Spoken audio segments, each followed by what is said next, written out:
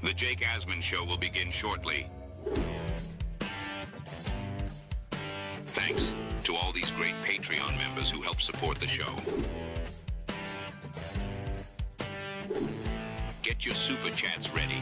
Jake will be here in just a moment. If you love the New York Jets, this is the place to be.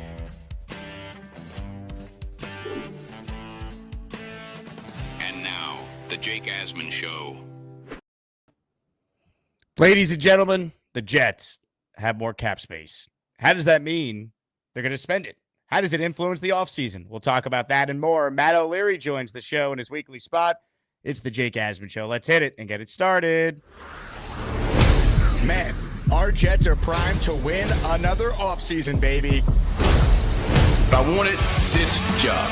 Put your seatbelts on and get ready for the ride. And I'm ready for it. It's all about the Jets. This is bigger than me. I look forward to this.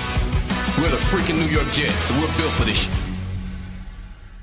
We bleed Jets green each and every day. Will the playoff drought finally end? Kings of the offseason, baby. This is what we do. At least we have Garrett Wilson. We have Brees Hall. Please subscribe and hit the like button below. Super chat, baby. Cut the line. We have Sauce Gardner. We have Quinn Williams. Prepare to be underdogs. Now it's time to talk all things New York Jets. It's the Jake Asman Show.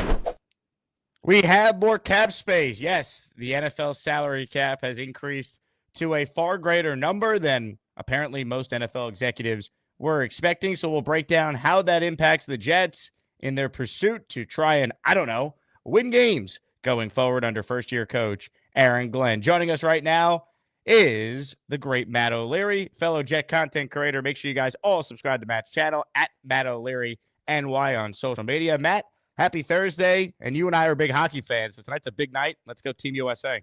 Let's go USA, baby. I think I got to watch Miracle to get me pumped up before this game tonight.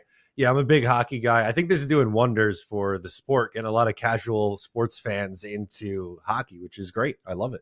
No doubt about that. All right, so we got a lot to talk about. We'll start with the salary cap ramifications, kind of give everyone an outline on the influence it potentially has on the Jets and other teams. You did a great video breaking this down yesterday, so I'll defer to you to start here. Yesterday, multiple reports confirming that the cap, which obviously goes up every year based on revenue, but it increased to a number that is greater than what most NFL teams, if not all NFL teams, were anticipating. So your thoughts on that and potentially what it means for the Jets?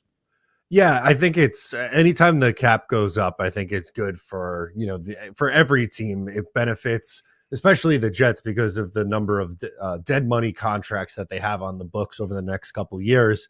It went up more than anticipated. It'll be somewhere between, I believe, 277.5 million and 281 or 2 million.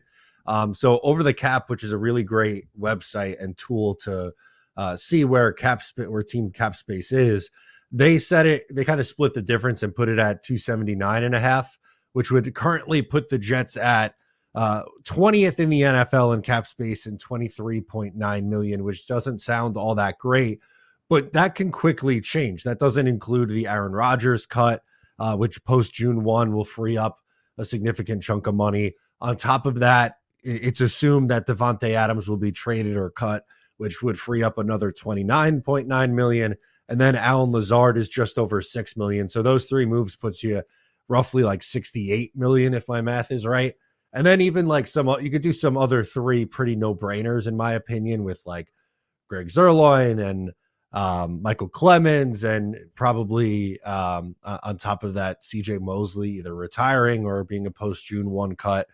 And then you could get that number up to 78, which is closer to top 5 right now. Now, obviously, other teams are going to make moves and create more cap space, but jumping from essentially 24 million closer to 75, 80 million in cap space seems like a pretty likely path for the Jets. So the main point being the Jets have financial flexibility this offseason. Now, do I expect them to spend all of it? I would be surprised if first-year coach, first-year GM are all in this offseason, but I don't think the Jets are tanking. I really don't. I think Aaron Glenn wants to try and win as many games as he can in his first year, regardless on how we feel, about the decision with Rodgers at quarterback. I don't think they're throwing away, next year, despite how it might feel to some who are upset about the Rodgers stuff.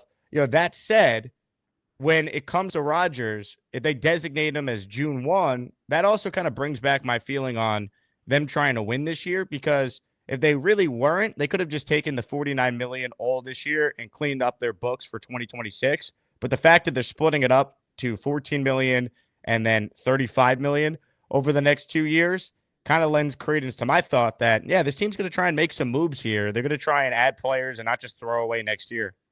I totally agree with you. I never looked at, even with the Rodgers decision, I didn't think it was like, oh, they're going to tank in 2025. I think in their minds, they take a tangible step forward, whether that's a playoff spot or not in year one. It's probably an uphill battle to be a playoff team.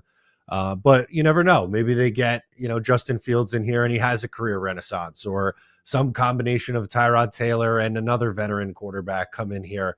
They could win 9 games and sneak into a playoff spot. But moral of the story, I agree with you. I think this team is going to try to win in year one, and they sneaky have a lot of holes to fill after how Joe Douglas left the roster after this past season. Kind of dismantled the defensive line, probably need to add a couple bodies there. They need to find 2 starting safeties, probably one in free agency, one in the draft. Linebacker might be an issue if CJ Mosley's done. And, I would love to bring back Jamie Sherwood, but I could also see him linking up with Jeff Ulbrich or Robert Saleh too. So there's some definite needs on this team, and they need to create as much space as they can to just give them a chance to be competitive with this roster. Rodgers, Adams, Lazard, those cuts free up almost $64 million just like that. And it's worth noting, the cap continues to go up every year, which I think is also part of the decision to split up Rodgers' number over 2 years, because they're looking at it like, okay, it's $14 million this year, fine, 35 next year, but this year the cap increased way more than they thought. If you look at the last 2 years, it has gone up over $50 million in total value. So let's say it increases anywhere from 20 to 25 next year. Like, I'm not good at math, but you got to value what that 35 would be in terms of what the cap would be projected to be in 2026. So point being, it's really not as big of a quote unquote dead cap hit that the Jets are going to have to navigate with the Rodgers stuff. So I don't have a problem with them splitting it up, because I want to win games, man. I want Muji to have more money to spend to try and supplement some existing talent that still does exist on this roster. Yeah, that's the thing. They do have talent, and there are guys you want to build around on this team. It's just going to be up to how well they supplement that talent on the roster here. I think you need to get creative. You can't just spend it all in free agency, Mike McCagnon style, and hope that, it's going to work that way. Or you also just can't go, I'm going to, only focus on the draft here and fill my roster that way. It needs to be balanced. Maybe you need to make a trade too. You probably need 2 new wide receivers in here, assuming, Lazard's going to be gone and Adams is going to be gone. Right now it's pretty much Garrett Wilson and nobody else at the wide receiver position. So there's work to be done. And if you can get that number up to around 75 million, you could start chipping away in free agency, and hopefully the Aaron Glenn and Darren Muji combo can draft better in the mid rounds, and you get some actual impact guys in rounds 3 to 5. I put it up on the screen, reportedly around 277.5 million and 281.5 million. Like in that range is what the cap will be in 2025. So we're talking about probably close to a $300 million NFL salary cap by next season, 2026. Yeah, that's crazy. And what's Rodgers' cap hit next year? 34 million? 35, I think. Yeah. 35. I'm not a math guy. I never claimed to be, but that's like 11% of the cap, something like that. Does that sound right? 35 million of 300? Anyone good at math out there watching live? Let us know. I don't know. I could talk into a microphone. I never. If you're watching live right now, hit the like button. I'm not a math guy either, but I'm a man who likes to pay it forward to the Asmaniacs. Reminder, entries are still being accepted throughout the remainder of this week and through Combine Week for our latest Asmaniac raffle. You can win a signed Sauce jersey, a signed Nick Mangold jersey, or a signed Jermaine Johnson jersey. And if you missed yesterday's shows, we added another prize. Prize number 4, signed Mark Sanchez helmet. So the theme in honor of the Combine next week is successful Jets draft picks. So we have 4 prizes and counting so far for Asmaniac raffle number 16. Bo C became a channel member. He's in the raffle for 1. Sean became a channel member. He's in the raffle for one. South Philly gifted a channel membership at the beginning of the show. He's in the raffle for one. And Grail gifted a channel membership. He is in the raffle for one. That is 4 entries and counting so far during today's show. I'm going to lose my gosh darn bananas. Make it rain, channel memberships, and we will shout you out and get you in. Plus, by the way, for those of you not watching the show live, reminder, there is still a way to enter the raffle. If you hit the thanks button that you see here on the screen, you'll see where it's located. For those of you watching on the desktop, $20 super chat will get you 5 raffle entries. 50 will get you, well, you do the math. 50 will get you 10. Ladies and gentlemen, how about 20 from Tom? Are you kidding me? 20. Whoa. I'm going to lose my gosh darn bananas. Ladies and gentlemen, how about it? Let's go. Get hyped. Get excited. Hit it, AG. We're the freaking New York Jets, so we're built for this shit. And you know what? I'll give you one more because I need time to put on my damn helmet. Get your ass off my super chats. Some of these are gifted memberships, too. Hey. Ah, the hell with it. Strap up, Matt. Strap up. Here we go. 20 names. This is a big-time spot here from Tom. Tom, I don't know if you've ever donated before, but if you haven't, welcome, man. Thank you so much for the support. Shadow Realm, Philly Limps Noodle, Delusional Jet Fan. If you want a membership today, I have a funny feeling we're getting a ton of memberships. O'Leary's got his helmet on now. It's all happening. Make sure you hit the like button and you subscribe to the channel. 3 Siblings Jay, Cactus Johnny, Hennessy Heisman, Jorge Marino, Jaden D'Angelo, Uno Jets, 3MC, Elton B, Shane Daniel, Sorry Not Sorry, Dorian Shamolian, Florida Man of Culture, Coops, Pat Rich. You can tell the algorithm's been affected. Everyone who normally watches the show is now getting one if you don't have a membership.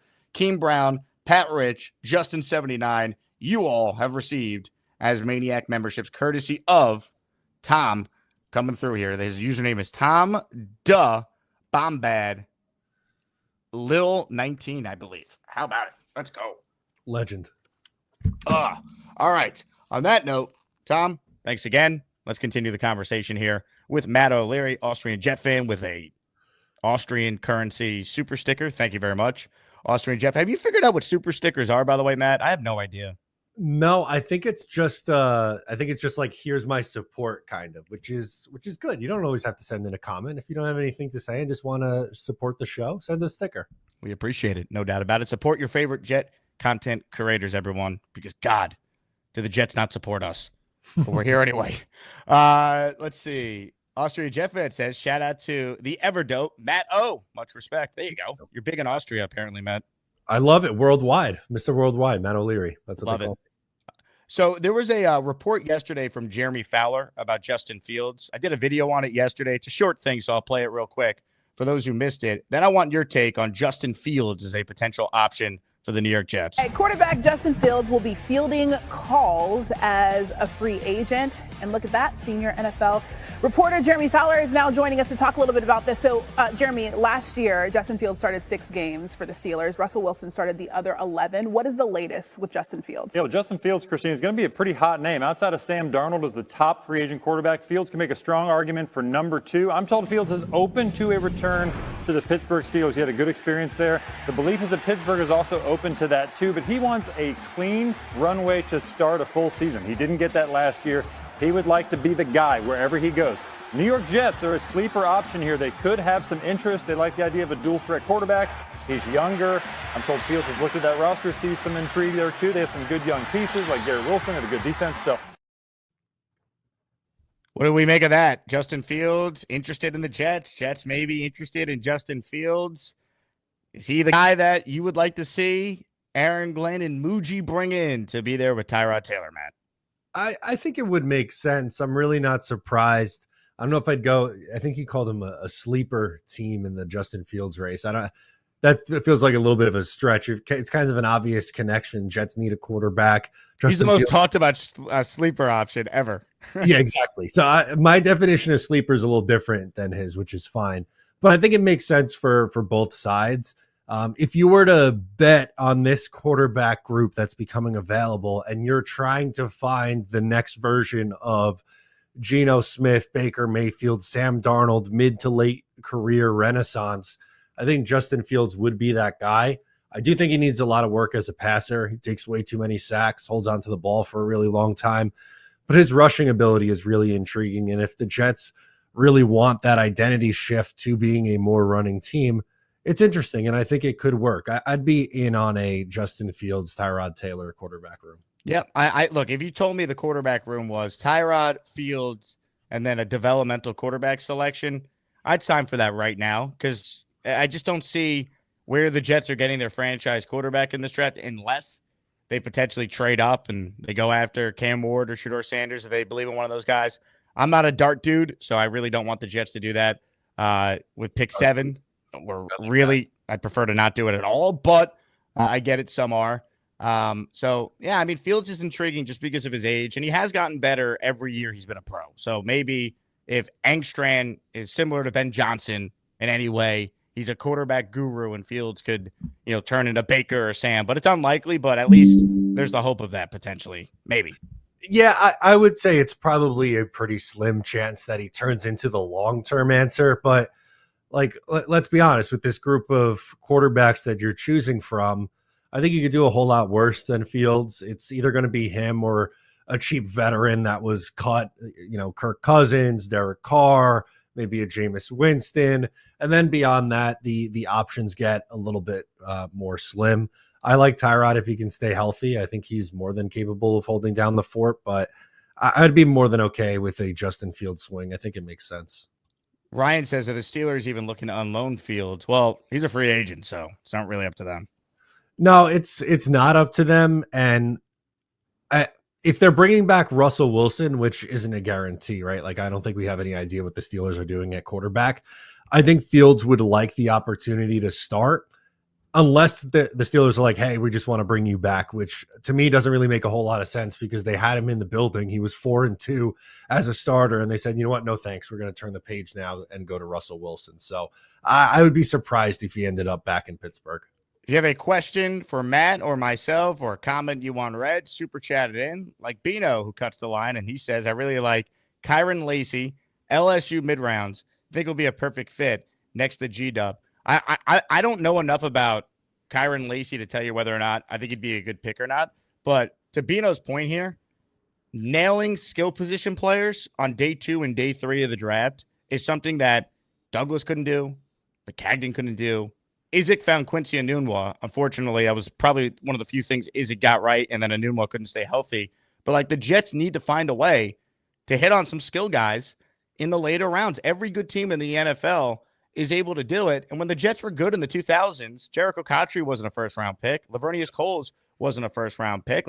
You got to be able to find players like that. And the Jets have tried with Elijah Moore, Denzel Mims, Malachi Corley. You go back even to the Stephen Hills of the world, and the list goes on and on. Darius Stewart and Chad Hansen. It's it makes me sick. They just can't find anyone that could play. You don't need a superstar there. You don't need to find Puka Nacua, but you got to find some players who could help your offense. Douglas found a couple guys on defense on day 2 or day 3, like Michael Carter or, Jamie and Sherwood. But they did not find anyone on offense. And that's why this receiver room going into the offseason is Garrett Wilson and no one else you feel any confident in. They got to completely revamp the room.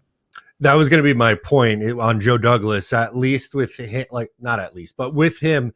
Yes, you can make the arguments. He was able to find guys mid rounds or late rounds or UDFA, but they're all defensive side of the ball guys. Every single offensive mid-round swing has been pretty much a disaster. None of the tackles that he took in the 4th round are NFL caliber. I don't even really trust Max Mitchell or Carter Warren as backups. I think they're borderline roster players, if that.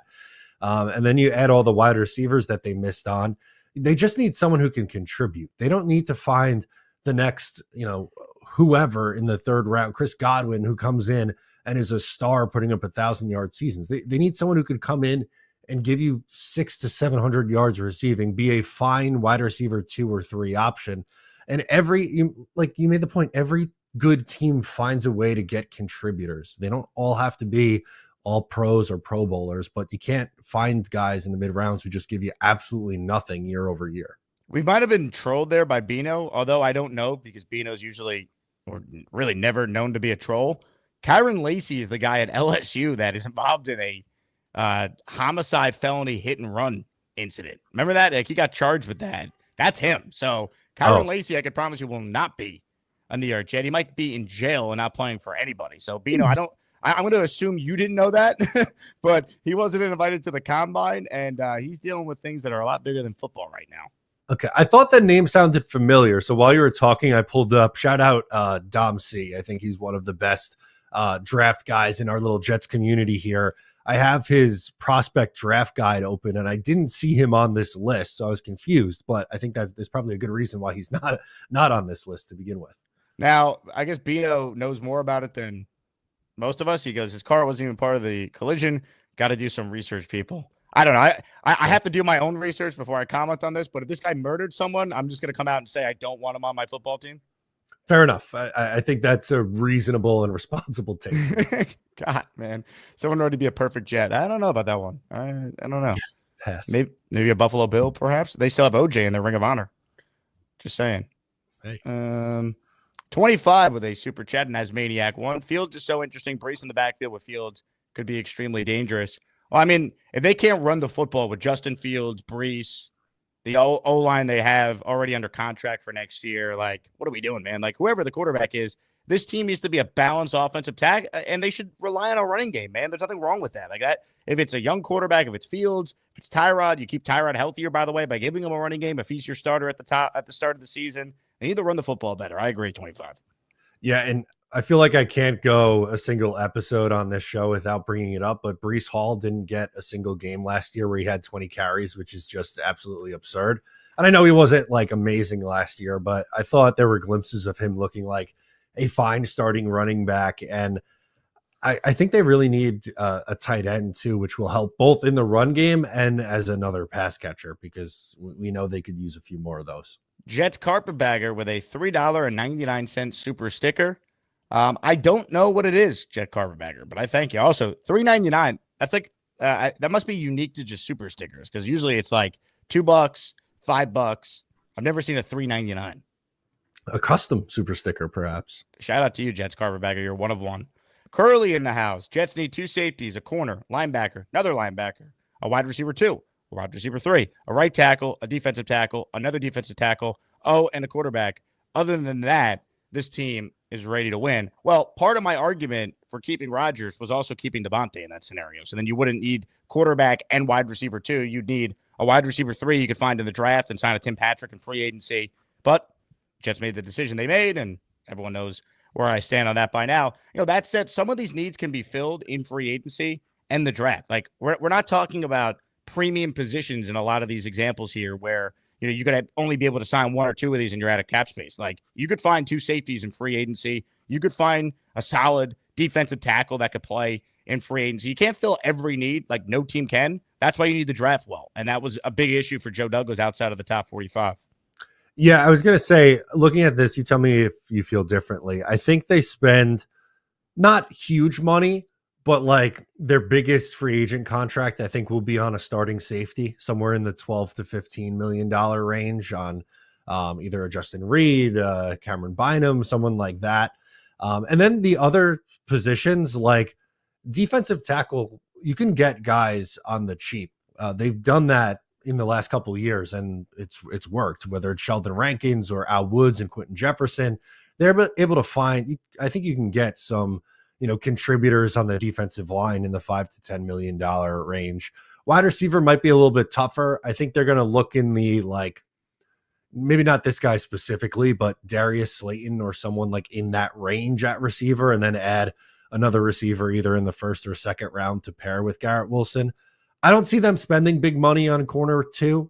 Maybe they just bring back Brandon Echols, because you're going to give Sauce Gardner a contract eventually. You already paid Michael Carter. I just don't see them giving either a first round pick, allocation on that position, or a big time $10 million plus deal per year at that group. But like you said, you got to do some of this in the draft as well, filling these needs. Well, you know what's interesting too, right? Like you look at a lot of these needs here. You know what the biggest need for the Jets was this past year? Coaching. Like, coaching can make guys better than how they appear to be. You can't have an all-pro or a Pro Bowl guy at every position, but if you can get guys to buy in and play like a team and play into the scheme, you could overachieve without having like an all-star lineup. And that's what Glenn did with the Lions when their defense got depleted. So that's the other hope too. It's like no team, especially with the NFL with the injury rate, it's gonna have a perfect team. But like that's where coaching comes in to find a way to win those tight one-score games that the Jets led the NFL in losing one-score games last year, blowing leads in the fourth quarter. So yeah, there's needs, but it's also like there is talent here. You could fill some of these needs, and if the coaching is better, you should find a way to win more games next year. Like no one should be signing up for a 4 or 5 win season. This team's got to compete next year. Right. The bar's pretty low, right? They won 5 games last year. And even if they can't fill every single one of those needs that were just listed off, let's say they fill, I don't know, 80% of them and also get improved coaching. To me, there's no reason that you can't win an extra 2-3 games just off that alone. 100%. Ladies and gentlemen, Austrian Jet fan strikes again. It's the Asmaniac membership raffle. For every membership gifted, you receive 1 ticket entered in the raffle to win epic prizes. Austrian Jet fan, fresh off his win in the Asmaniac 15th raffle, where he won a Super Bowl III replica ring and a Joe Willie Namath throwback trading card. He's helped me pay for the shipping to Austria that I had to pay yesterday. 10 memberships have been gifted here. Mad Willie, Venom AD, Adrian Flores, Lenny Malice, DYSL Studio, Christian Thompson, Astro is off the chain, Gary Poppy, The Power, York Pinnock, all receiving memberships from Austrian Jet fan. Appreciate you, Austrian. Thanks for your support. As always, we got a super chat here from Jets Carpetbagger. He says, focus on the D-line and the O-line at the top of the draft this year. Skill players after that. Live with a bridge quarterback you get in free agency. Build the wall. Build it, and they will come. I don't know how you feel, Matt. I'm not going to say I'd be like, how dare they do it in the first round, but I really don't want them to take an O-lineman with the 7th pick. Like, you have enough first-round guys on this O-line.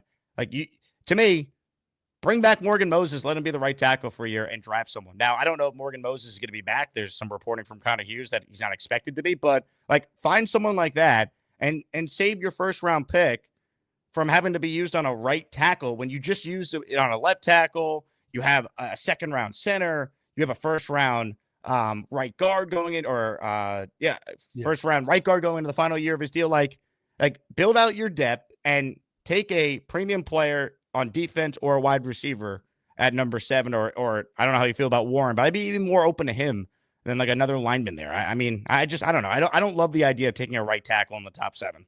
No, I'm with you. And we were just talking about it. Like, can you be a normal football team and find your starting right tackle in the 3rd round? Like, that, it shouldn't be rocket science to find someone who can contribute as a right tackle in the middle rounds. I'm good with a defensive lineman. Like, if Mason Graham is there at 7 and that's who they end up taking, I'm for it because I think he would just be absolutely dominant next to Quinnen Williams. And that's a huge position in need. And we saw what the Philadelphia Eagles just did with how deep their defensive line is and how they were able to dominate games. I'm kind of just tired of this defense getting pushed around too. Like last year, it was really frustrating to watch them get absolutely gashed in the run game because they weren't getting a good push up front.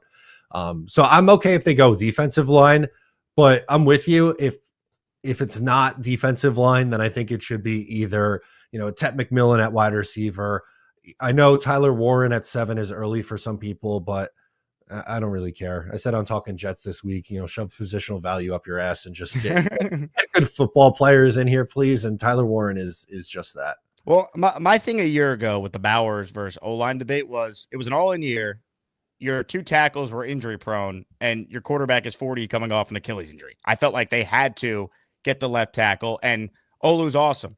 And here we are a year later. It's not as good of an O-line class, and thank God they have Olu. Like, what would this O-line be if they didn't have a foundational left tackle in Olu fashion going forward? You'd be potentially spending another top 7 pick on a lineman there, and it's like, well, wait a second. Let's not do it for a right tackle. Now let's try and fix the defense, which was the one of the biggest disappointments, if not the biggest disappointment of this past year. No, I'm totally with you, and it's going to break some brains, right? Because there were a lot of vocal people that wanted Brock Bowers, and I get it. Like, unbelievable player. No one is saying that Brock Bowers stinks. The offensive line need, I think, was such a huge need, and they hopefully found their left tackle who's going to be here for a decade, and that's really good. And this is a good tight end class also. Tyler Warren might not be Brock Bowers setting records, for rookie tight ends here, but I think he will be a very good tight end with his blocking ability. Like, that's already elite. And I think he has shown a lot of promise as a pass catcher at Penn State already. The Jets need that, man. Like they have absolutely nothing right now in that tight end room. A lot of people were very vocal about Brock Bowers. A lot of people. Like Gary. Did somebody say Brock Bowers?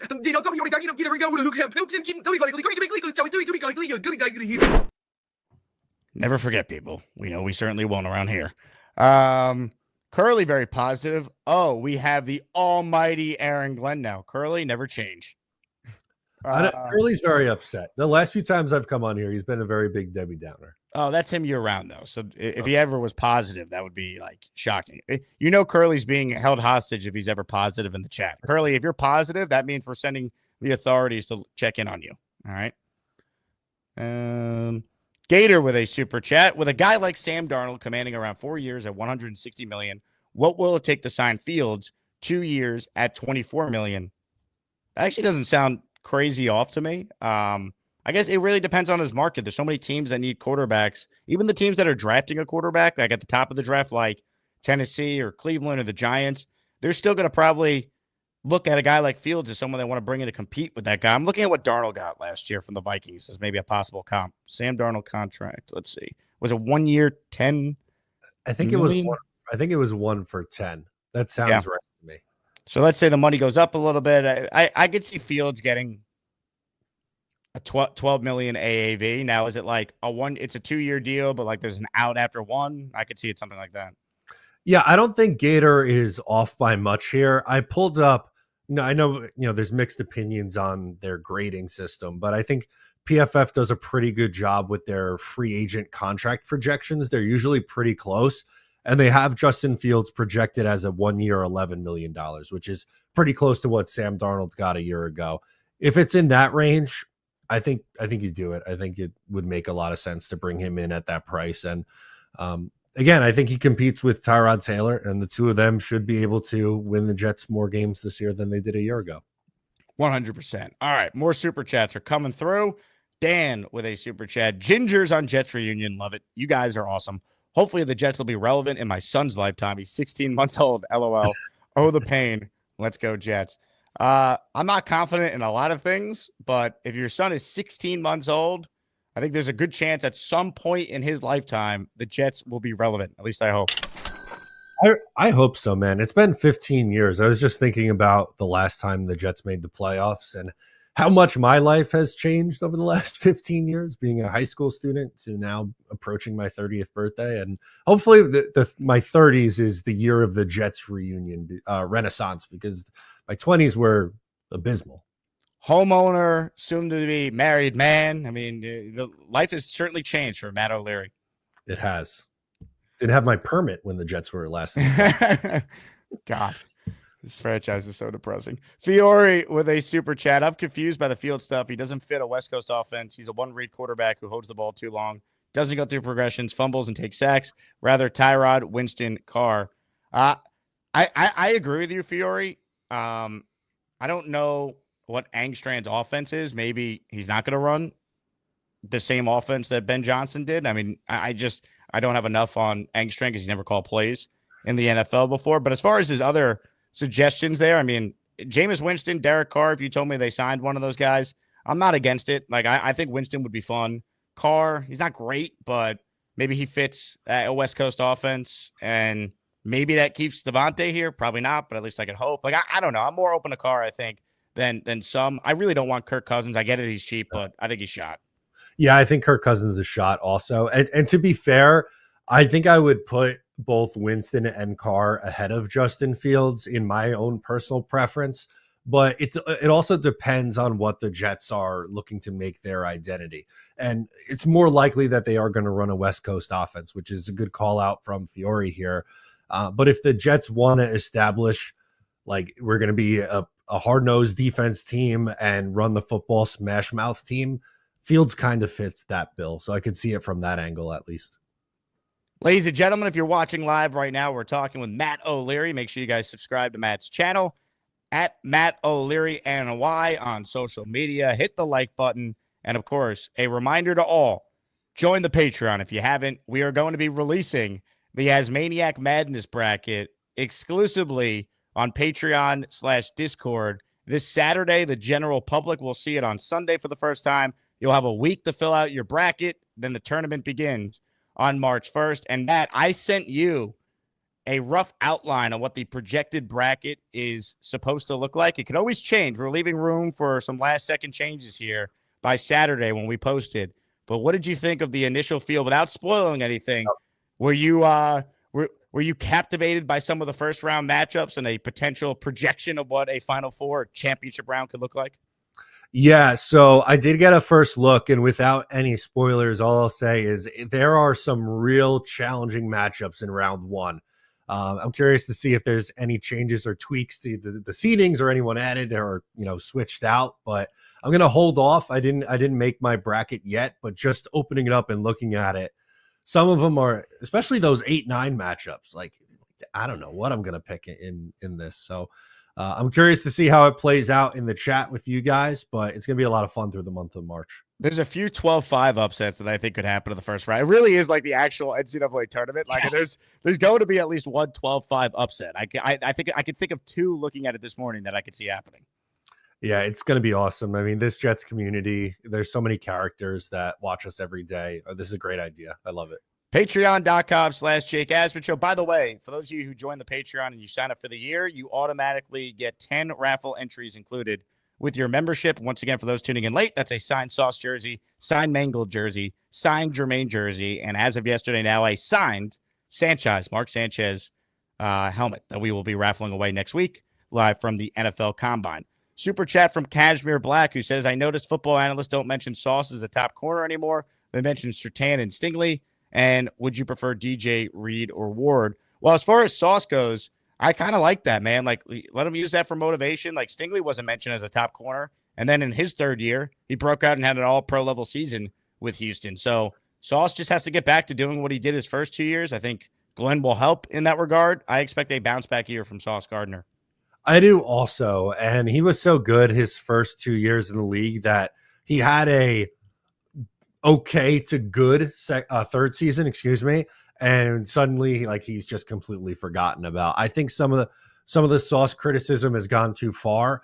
Yes, like some of it was valid. I think there were points where tackling was an issue and he wasn't up to the standard that we were used to, but we've gone way too far the other way on it now. I think he's due for a bounce back and likely a big contract extension after the 2025 season. ISU writes in, Warren Whisperer checking in. But if we trade up, I can easily become a Ward Whisperer. Matt, how would you feel about trading up for Miami quarterback Cam Ward? I don't think the Jets should do that. Now, it's a different conversation if Cam Ward falls to the Jets at 7 and you don't have to give up the extra assets to go up and get there. I like Cam Ward, but not to the level where I'm giving up a first rounder next year, most likely to move up and grab him. I prefer the 2026 quarterback class. So I'd rather kind of hold on to that ammunition and make my move for your franchise quarterback in 2026 and kind of just get through 2025 with a veteran hold down the fort guy. Pat writes in, with the cap going up, would we consider just taking the Rodgers cap hit all this year since we probably won't pay a quarterback much anyway? Say they sign Fields and he's good. Having $35 million might hurt us in 2026. Maybe they reconsider the post-June 1st designation and they do an outright release, but I don't know. It kind of feels like that's what they're doing. Split it up over two. Cap will go up again next year. You likely have a rookie either starting for you at some point in 2025 or a guy in 2026 that's on your team on a rookie deal like Bo Nix was for Denver when they dealt with the Russell Wilson dead cap. So I think either way they're going to be okay cap-wise. Yeah, while you mentioned Bo Nix, I wanted to pull up what his contract or cap hit was in 2024. His cap hit was $3 million. So you kind of got to look at it as your first round quarterback plus Aaron Rodgers money in 2026. So you'd essentially be paying $38 million, $39 million for a quarterback, which honestly is kind of on the cheap end these days with some of these quarterbacks and what they're getting paid now. So I'm okay with how the Jets decided to go about splitting the Rodgers money up over 2 years. Hit the like button, says Rich, a proud member of the Asmaniac committee. We're talking with Matt O'Leary once again. Comments, questions, super chats, cut the line. For anyone seeking merch, jakeasman.com/shop. I want to give a huge shout out to one of our great listeners last night. Got a little email notification that we had a couple people buy merch here. So I want to shout out one guy in particular because he bought a bunch of items. Shout out to listener Arthur, who purchased some merch yesterday in the store. Appreciate you, Arthur. Let's see. Comments, questions, super chats. If you want a comment read, write it in and we will bring it up on the screen. The other thing I wanted to talk to you about was the Garrett Wilson situation. With Rodgers gone, Garrett up for an extension. Your thoughts on Garrett's future, Matt? Do you see the Jets and Garrett working out terms on an extension at some point this offseason? I do. I know people are worried about potential trade with Garrett Wilson and them not extending him or it being some sort of contract dispute that goes into the season. I don't buy it. I think he is the exact kind of person that I would want to make a Jet for a long term. One, he is productive on the field. He's one of the better wide receivers in football, despite the quarterback play that he's dealt with in the first 3 years of his career. And I think just his mindset is something that I could really appreciate as a Jets football player. I think he deserves a contract extension. He's been a good soldier through a tough situation. I think it's much more likely they sign him to a 4-year, $120 million contract extension than it is that he gets traded this offseason. There's several people that say, well, why would Garrett want to sign on when he doesn't know the quarterback long-term and he's experienced losing? And Matt just said it, $120 million. Like, he's on a rookie deal. Guys could get paid and then eventually still be traded later on. Like, he wants money. He's a human. And no guy is going to turn that down when he's under team control for 2 more years if he says no. Yeah, that's $120 million is life-altering money, even if not all that's guaranteed. Most of the time when we see these guys on their rookie contracts get traded, it's because of a contract dispute, not necessarily like, I don't want to be there anymore. So I think Garrett is, again, I'll repeat myself, but I think he's much more likely to sign a big deal for that very reason. Jets Carpetbagger with a super chat that cuts the line. Thank you, Mr. Carpetbagger. Have the Jets been relevant since Grimaldi's and Juliana's became 2 competing pizzerias? What year was that? Where's your favorite pizzeria? I don't know the answer to the first one. As far as my favorite pizzeria, I'll give you one in New York, and I'll give you one on Long Island, where Matt and I are both from, and Matt obviously still lives on the island. Favorite spot in New York for me is John's on Bleecker Street in the West Village. Huge fan. That's where I saw Breece Hall, by the way, a couple months ago. He's a big fan of John's on Bleecker. And then my favorite spot on Long Island, there's so many good ones, but I'm loyal to Little Vincent's in Huntington. Need that cold cheese slice. So that's my top one. Matt, your go-to pizza spot on Long Island is? I would say it's called the Pizzeria in Babylon. Is my favorite spot. The Huntington cold slice or cold cheese on the slice is elite though. You go to a show at the Paramount, you walk over, get your cold cheese slice. That's an elite duo right there. Nothing like it, baby. Hit that like button. Comments, questions, super chats. We'll cut the line. Let's mix in some calls here with Matt O'Leary, who's joining us in his weekly Thursday spot. Ricky NY starts us off today. What's up, Ricky? Hey, how you doing, Jake? I don't even want to talk about the quarterback thing anymore. I've already said, what I think. Fields or Winston, either one would be fine with me for a bridge for a year. But talking about all the holes that we have on this team, say free agency gets here, we sign like a Jeremy Chin that played for Wilkes in Carolina. We bring in, say, Asante Samuel Jr. and and like Tyler Lockett to replace Gibson as our wide receiver 3. And then when the draft rolls around, we can get a defensive tackle, Jahad Campbell, the linebacker from Alabama, who's a beast and whose coverage skills are phenomenal with that 42 pick. And then get ourselves a right tackle and maybe a wide receiver too. Like, these holes that we have are easy enough to fill. I mean, it's not like we're that far away. And, I'm looking forward to free agency starting, in a couple of weeks and seeing the direction we start to take. But I'm really looking forward to the draft. And I'll tell you what, there's been a lot of talk about what kind of players we're going to draft and what kind of players are, in fact, Aaron Glenn players. And you know what? Guys like Jihad Campbell, Andrew Makuba, those are Aaron Glenn players. If you're watching the highlights and they say things like old school mentality, always around the football, those are Aaron Glenn players. And I'm looking forward to the direction of this team. And one last thing, if somebody was holding Curly hostage, nobody's coming. Nobody's coming. You might send some super chats to buy the hostage takers lunch, but that's about it. Have a good day, guys. Ricky, tremendous. Ricky could do some damage in March, by the way. He fixed his internet. It's been a big part of the Ricky story this season. I could see Ricky doing some damage. Great caller. I love when we always hear from Ricky. Always got some good insight. I'm curious how many former Detroit Lions end up making their way over to the New York Jets as Aaron Glenn guys. We saw it with Saleh bringing in San Fran guys. We saw it with Rex bringing in some Baltimore Ravens. I wonder who those Lions are going to be. Yeah, fascinating for sure. And then it's like, is it just Lions, or are we going to have to look at some potential 49ers players because of the Wilkes connection on that side of the ball? It's going to be interesting. Yeah, I can't wait for this offseason. There's a lot of needs as Ricky was going through, but I think you can do a pretty decent job of filling up a decent portion of that in free agency and then the draft. Wayne wants to know, would you trade the 7th overall pick for Kyler Murray? I probably would not, but I would at least call the Cardinals and see if he's available. But I don't know where any of this is coming from. They're not trading him. Yeah, I don't think they're going to trade him either. I worry a little bit about his injury history. He's gotten banged up a lot in his career. I thought he was okay last year. I don't think he was great. I don't think he was horrible. I think his best year in the league was probably his second year, but he just hasn't really been able to get back to that level. A first rounder might be a touch rich for me, but I don't think they're trading him anyway.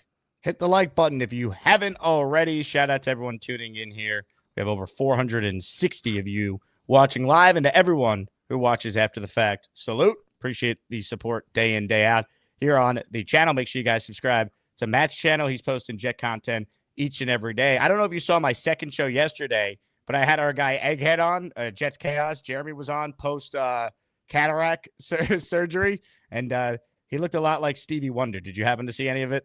I did see a little bit. I texted him this morning to see how he was feeling. I do a stream with him on Thursday afternoons on Talking Jets. So I wonder if he's still going to be in those glasses that we saw yesterday for our show later. Well, he might be, but I can tell you who's in those glasses. Our next caller. I got my Iron UJ. I hope you like my Jets take.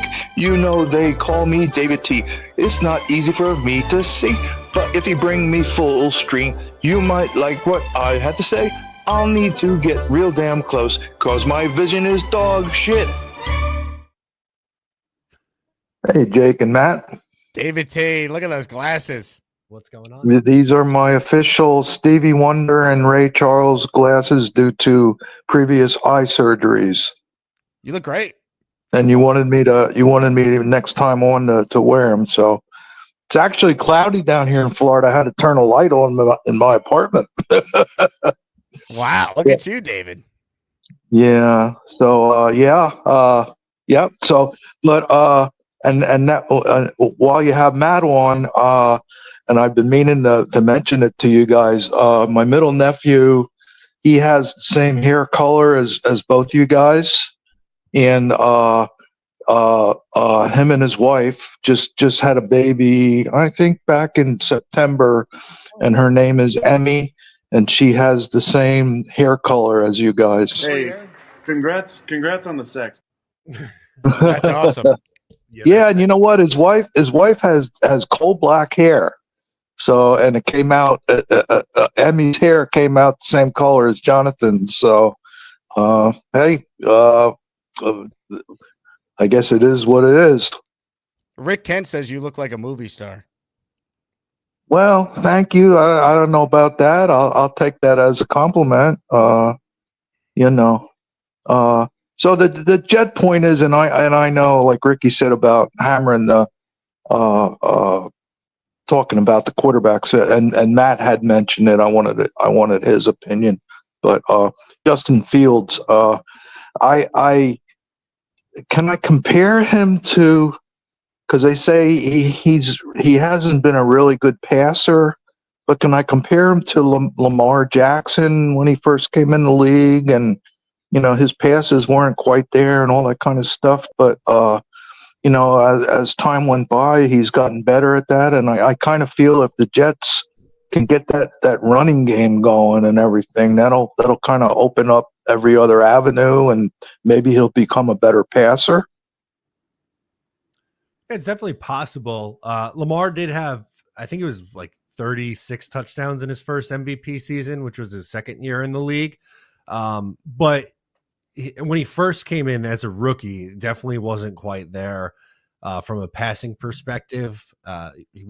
Fields a little bit older than Lamar was when he kind of broke out as a passer, but it's not impossible. And I do agree with you on the running element. If that's what the Jets' identity is going to be on the offensive side of the ball, I don't hate it.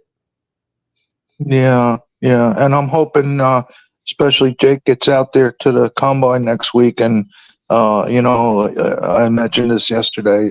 Some of the quarterbacks kind of creep up, out at the combine, and who knows, maybe somebody will creep up that we could draft, and a little bit later rounds, and you never know. Hey, David, a question came in from Dennis Gorman, Charles' father. He wants to know if you drink your Fireball just straight. What I do is I have about I don't want to make it sound like I'm an alcoholic here, but I have a 14-ounce glass that I gotten up in Reading, and so I take the 14-ounce glass and I fill it to the hilt with ice, and then I pour it up with Fireball, and I savor and enjoy that, and then I end up switching over to Pabst Blue Ribbon, which is my choice. So I guess I drink it straight. I mean, there's ice in there, so it's watered down. So I don't know if that counts, but yeah, that's my routine. I'm locked in on all that. Ladies and gentlemen, the great David T. I got my Iron UG. I hope you like my Jets take. They call me David T. It's not easy for me to see, but if you bring me full stream, you might like what I had to say. I'll need to get real damn close, cause my vision is dog shit. Incredible. David T, a legend. Jets Johnny, a true red-blooded American, he says. Yeah, I haven't been able to go back to the Fireball since my 24th birthday. Bad experience. Yeah, not good. Not good. So I'm off the Fireball bandwagon. I can't do it either. Fireball and tequila make me nauseous. I can do whiskey. I do vodka. I can do Henny. I can't do Fireball, though. It makes me just nauseous. It's tough. Flashbacks, PTSD. Shane with a super chat. What about Charvarius Ward, Carlton Davis? Two guys with Jets ties because of Wilkes with Ward, Davis with Glenn. If they are going to sign a corner, those would be two guys to certainly look at. Yeah, I don't know if they're going to spend that much on the corner position. Carlton Davis, his projected contract is 3 years with a $14 million AAV. And for Charvarius Ward, I would believe around the same. Yeah, 3 years, 14.5. If they're letting DJ Reed walk, who's probably in that same tier of corner, I don't know if they're going to then just pivot that money to someone else. Mr. Reality, let's blow our wad for Ward. 26 quarterback class is overrated. Okay. I don't agree, but if he's in on Cam Ward being a franchise quarterback, then it makes sense. Look, if they did it for Ward, I would understand it. I really don't want to trade all the way up for Shador. And it's not really that I'm anti him as a player. Everything that comes with him being the Jet quarterback and Dion and just all the attention, I don't know. I'd rather do it for Ward or just not take a quarterback in the first round and do it next year if we go round one, or take a developmental type guy on day 2 or day 3. Yeah, I'm with you. I think my preference for this year, if you are taking a quarterback, would be that mid-round guy. Ladies and gentlemen, hit the like button, comments, questions, super chats. We'll cut the line. You could tell Selection Sunday's coming up. We have some heavy hitters trying to get in some final calls before the brackets are officially released. It's time for Asmaniac Madness. Who will cut the nets down as the top Asmaniac for 2025? Some of you don't even care, but we do. Let's get to it. Mikey Midnight joins us now. What's up, Mikey? Mikey? Uh-oh. Mikey? Muted and frozen. And he's gone back into the dark hole. Mikey, call us back. Mikey's on quite the run, but every once in a while, you either can't hear him or you can't see him. That's tough on a call-in show. Tough. Real tough. Ladies and gentlemen, more of your calls right now. Speaking of heavy hitters, speaking of people from Long Island, let's say hello right now to one of the greats that calls into this show. It's time to say hello to our dear friend. I think that guy I know, right? Neil in Garden City. Hello, Neil. Are you frozen too? No, I'm just doing my Mikey Midnight impression. Great stuff. Matt, how's it going? How's married life treating you? Good, not quite there yet. I mean, we live together and like we basically are there, but November is the wedding. No, I thought it didn't occur yet. No. Well, since I did matchmake you two and put you two together, I think I either put your relationship closer with your fiance or I broke it apart. I forgot which I did. I did try to do a little matchmaking thing at which did I do? Did I help you or hurt you? I forgot what one I did. I think you were saying, you were telling her like the ring is coming, it's going to be years away, and then it was like 6 months later I proposed, and then the next time she saw you, she was giving you a hard time that it happened earlier than you predicted. So I was helping you then. I helped extended the playing field. I moved the goalpost back just to give her low expectations, and you came through and did it earlier. So it was a win, no? Exactly. I'm with you. You did help. But that was good. I did the right thing. I was on your side, not her side. You know, I'm always going to be on the guy's side. Okay. So trust me when I tell you, you look like a hero because you pulled it off in 6 months. I love it. Thank you, Neil. My son's girlfriend's been looking for a ring for a long, long time, and he keeps moving the goalpost back. It's so far back now that I look bad. So in other words, I'll have to be on her side now. So I'm not. Who gets a ring first, the Jets or your son's girlfriend? No, I think he's got the ring now. I'll tell you the one thing now I noticed. Did you know everything now, Jake? So you know in the future if you ever do get engaged. I went to my diamond guy. Everybody's buying these lab diamonds now, Matt. You know about that, obviously, right? I know the lab diamonds very well. That's what everybody wants. This guy that was a diamond guy, he said that like 8 out of 10 of his buyers are all lab diamond people and they're so cheap. Like you could get a 2-carat rock now with like side pieces and it's got all this brilliance and all this other crap for like $15,000. It's like a joke. And the women love it. You know, in my day, that rock, even 10 years ago, that rock was like $40,000. You know that, right, Matt? Yes. If you wanted a 2-carat with 1-carat little or 3/4 carat side stones and a nice thing, you know, that was a $40,000 ring if it's a real diamond. Now it's a lab diamond that's like less than $20,000. It's really crazy what's happened to the diamond market. Me and lab diamonds were very close now after our experience a year ago. Nice. All right, so you did go that direction. Shh. That they all know. The women all know. They get excited. They don't care. They want the lab diamond. Didn't care. It looks good. It's a nice size, so it worked out for everyone.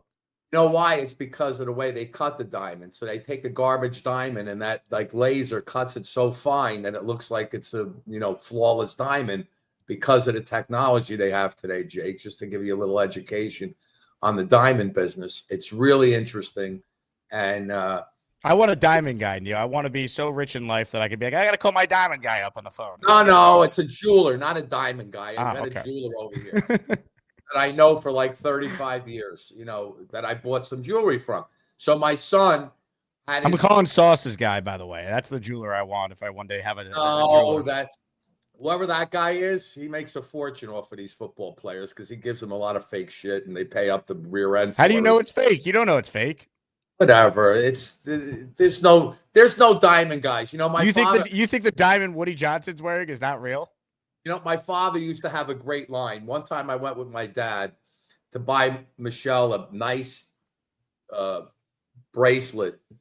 At the time, you know, I was going to spend like, you know, $6,000 or $7,000. It was when I was in my late 20s. So I go with my dad to his jewelry guy, right? So my dad walks in and he's like, "Oh, I got the right thing here. I got a great bracelet for you, this and that and the other thing." So my father goes, "Will you cut this shit and go get the thing? I got to get back to work here." "Oh, but I'm giving your son a great deal. I'm giving him wholesale." My father goes, "You're the only millionaire I know that sells wholesale. So cut the bullshit. You're making your money. Let's call a spade a spade. Give him the diamond and let me get out of here." So all these jewelers, they make money. You all think you're getting a great deal. The reality is, if you take a $20,000 ring and it gets appraised for $30,000, when you really got to go sell it, it's worth $7,000. So that's what you got. That's the diamond business. That's the jewelry business overall, in a nutshell. Now, to a jet point, and I can't believe what's his name in Florida there. "I'll be happy with Jameis Winston," and I can't believe where we are right now. We're talking about Jameis Winston, and we're talking about the hottest guy in the world. I don't even want to say his name. I keep forgetting his name. He's so bad. I can't even put his name in my mouth. Who, Fields? I can't even put his name in my mouth, Jake. He stinks. We're going to be back in quarterback hell like Zach Wilson. What are you He's better than Wilson. He's not Zach Wilson. He's better than Zach Wilson. Nobody's Zach Wilson. Let's call a spade a spade. But what I'm saying to you is we're going to be in quarterback hell. And we're there right now. We're there now. But here's the point, though. These delusion, you know, everybody calls me delusional, okay? The bottom line is everybody on this station's delusional. This team is going to suck.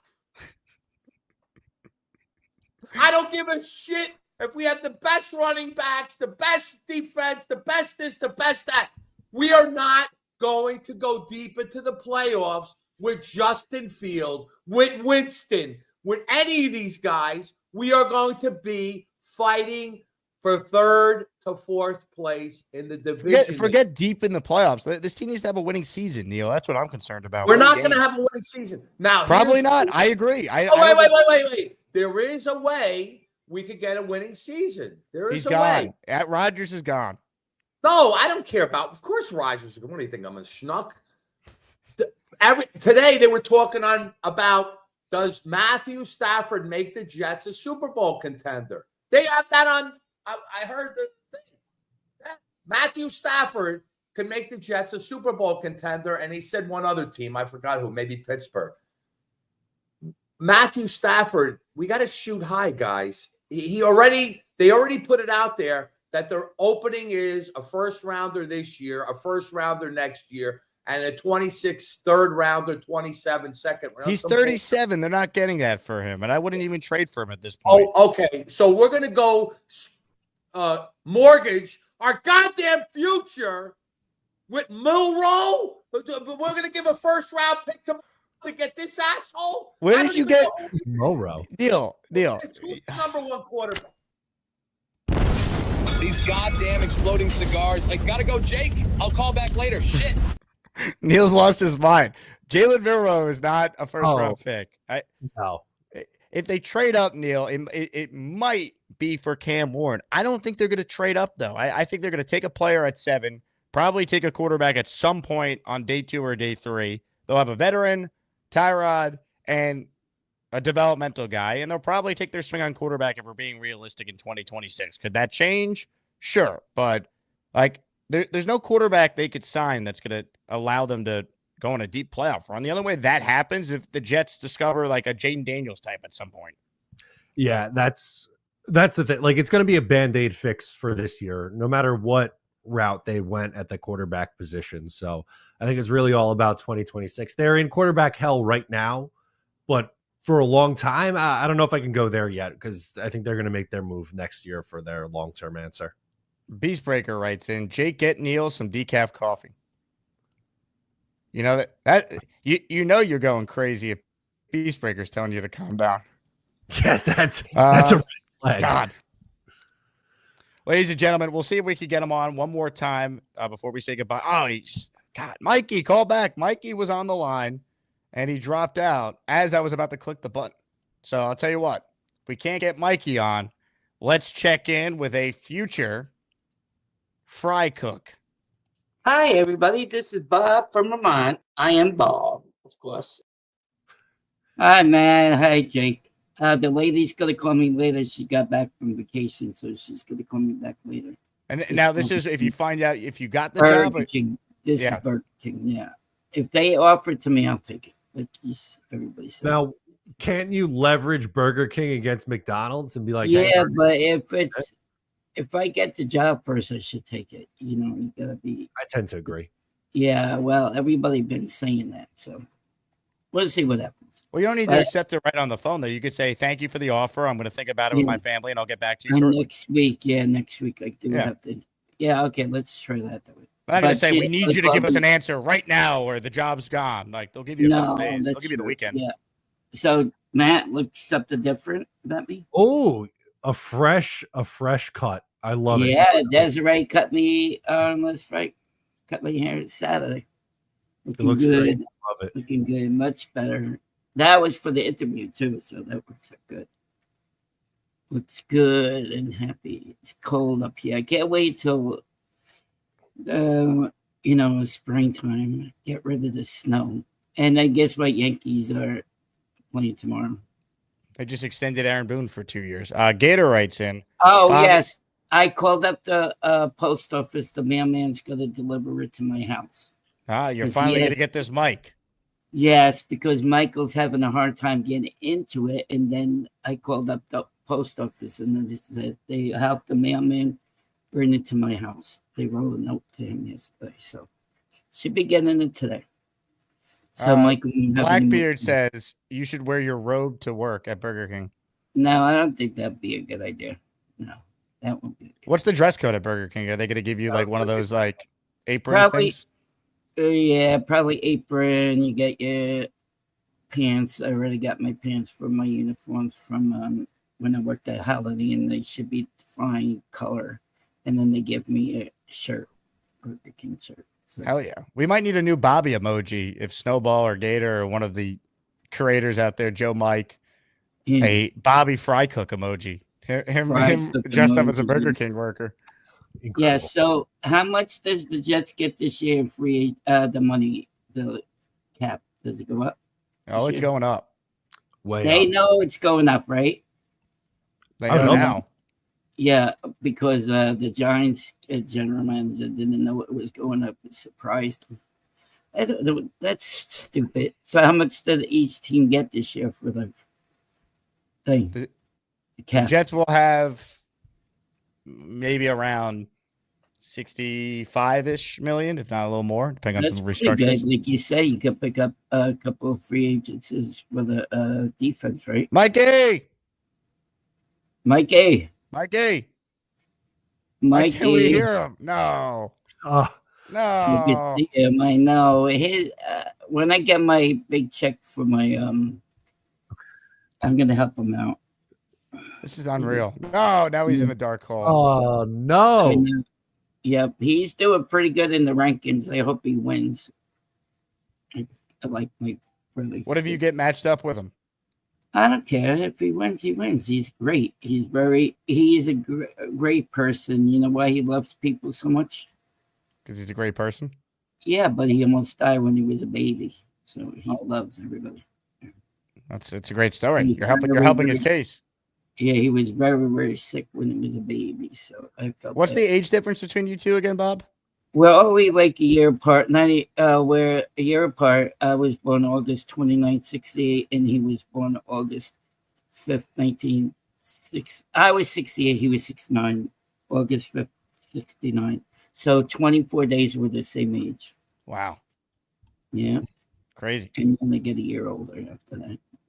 I love it. All right, Bobby. Well, you keep us posted on this Burger King Yeah, I conversation know. I today, can't right? wait today. They could call me back later. She got back just around 9:30, so she probably has to get ready. She just walked in the door at 9:30. So. All right. You let us know, all right?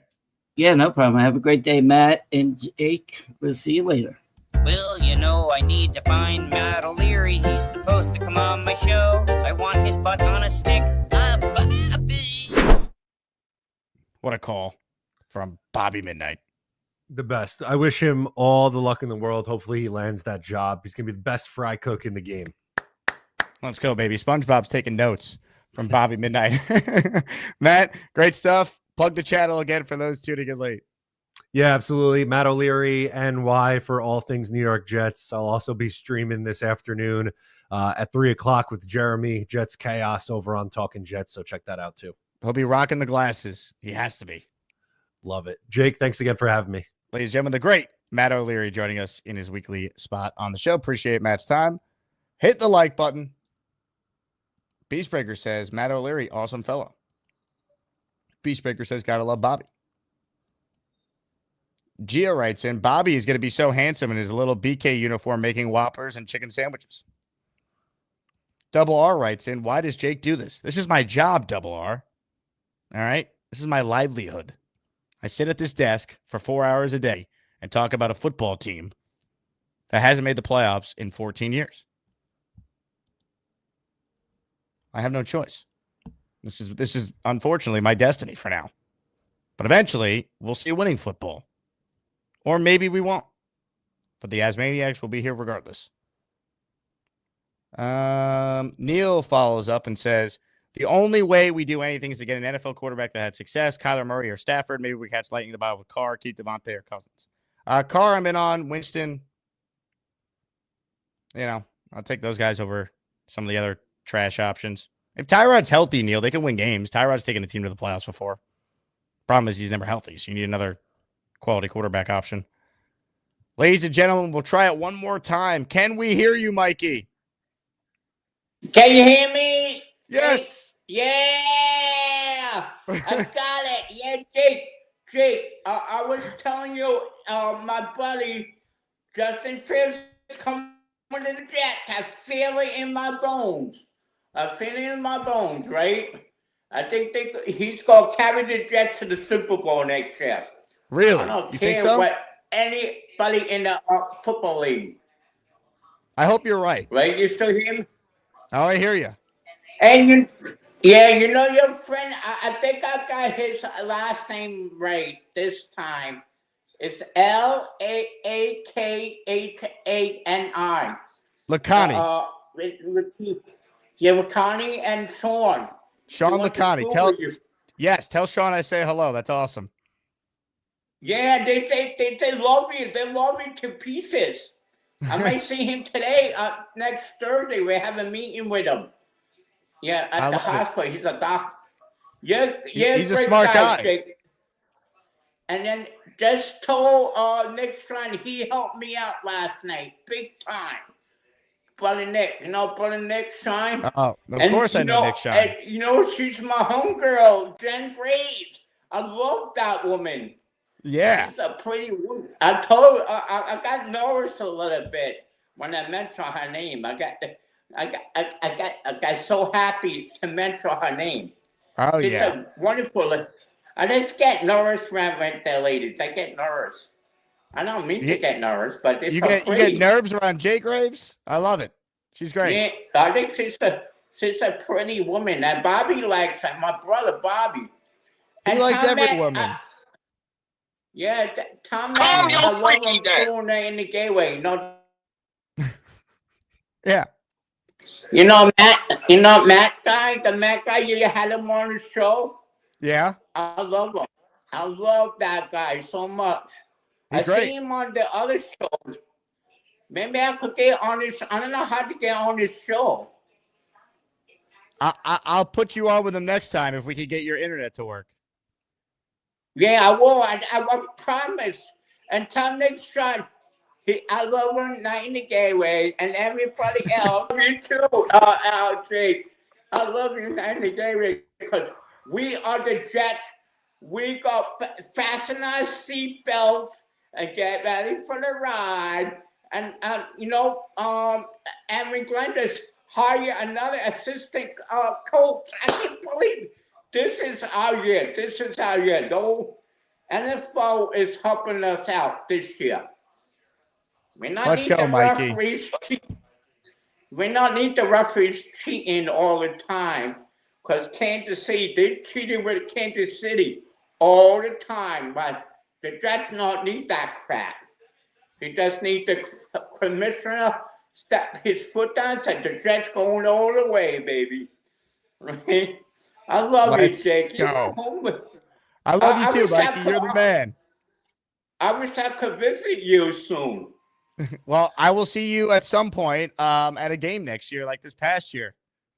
Yeah, Jets and the Patriots. Oh, Jets! I would love to see the Jets kick the crap out of them. Me I too. can't stand the Patriots. I live up here. It drives me nuts. Bill Belichick. Bill Belichick keeps putting the Jets down. Only tell him in his face he stinks. He stinks. He stinks. He's going to be 0-12 in no conference. He's going to lose every game. I hope he loses all the games. Hey, Mikey. I love you too. And then I love Mikey. Give us a jet chat before you go to work. Give us a jet chat. J-E-T-X. Jets. And I love you, Jake. You're my homeboy. Mikey Midnight, everybody. We're the freaking New York Jets, so we're built for this shit. Love it, Mikey. You're the man. You're the man. I'm telling you, Mikey Midnight, it was impossible for the committee to figure out where to seat him. He's going on a run in March.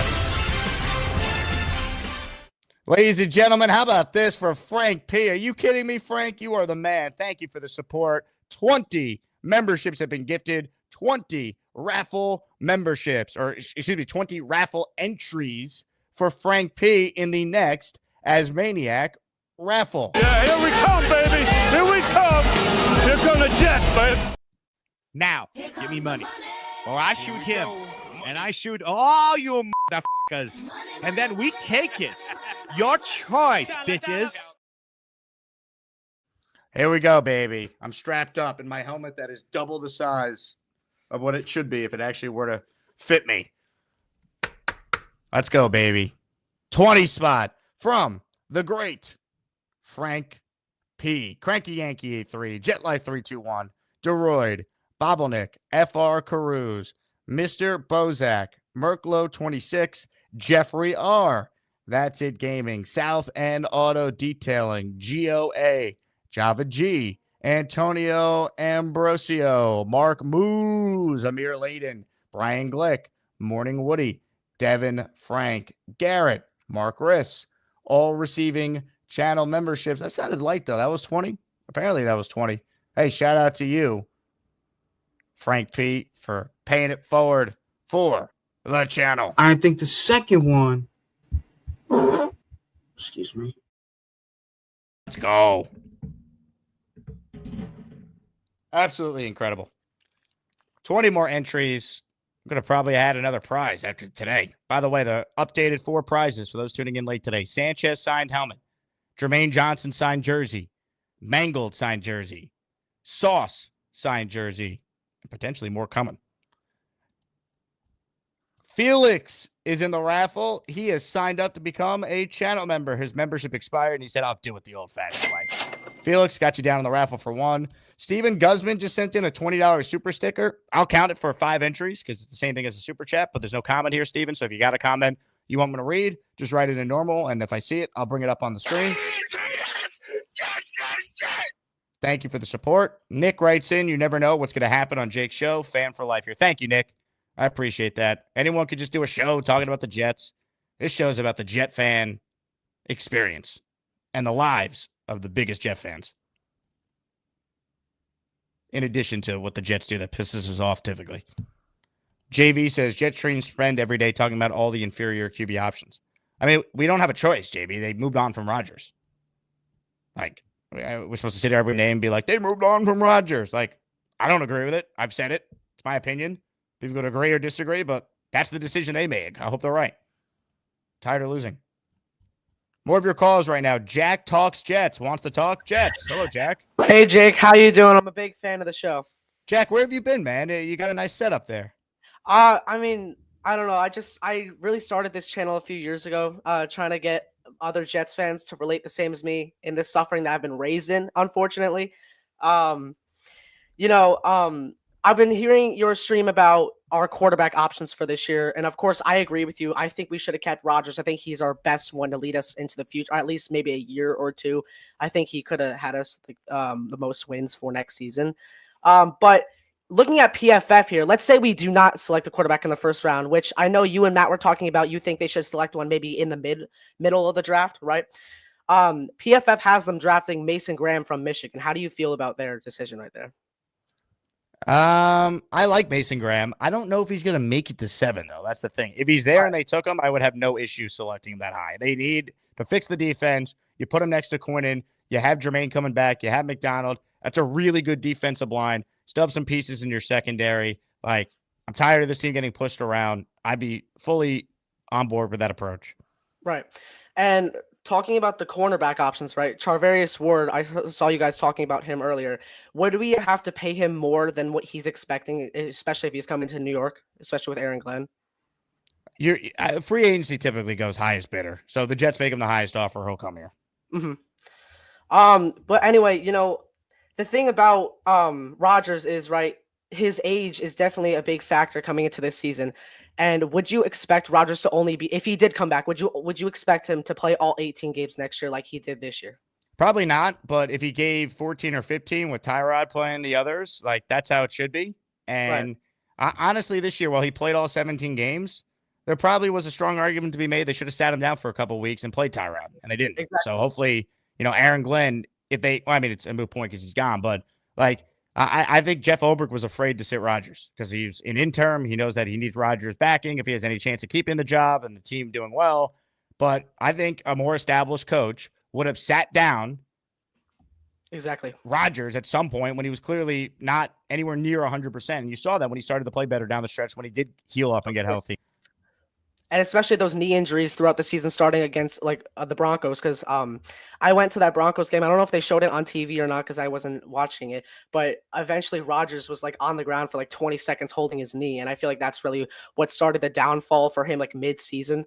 The thing about him, though, he did get better, progress throughout the season, but his injuries, especially that hamstring injury he got against Minnesota, I feel like that really held him back a lot too.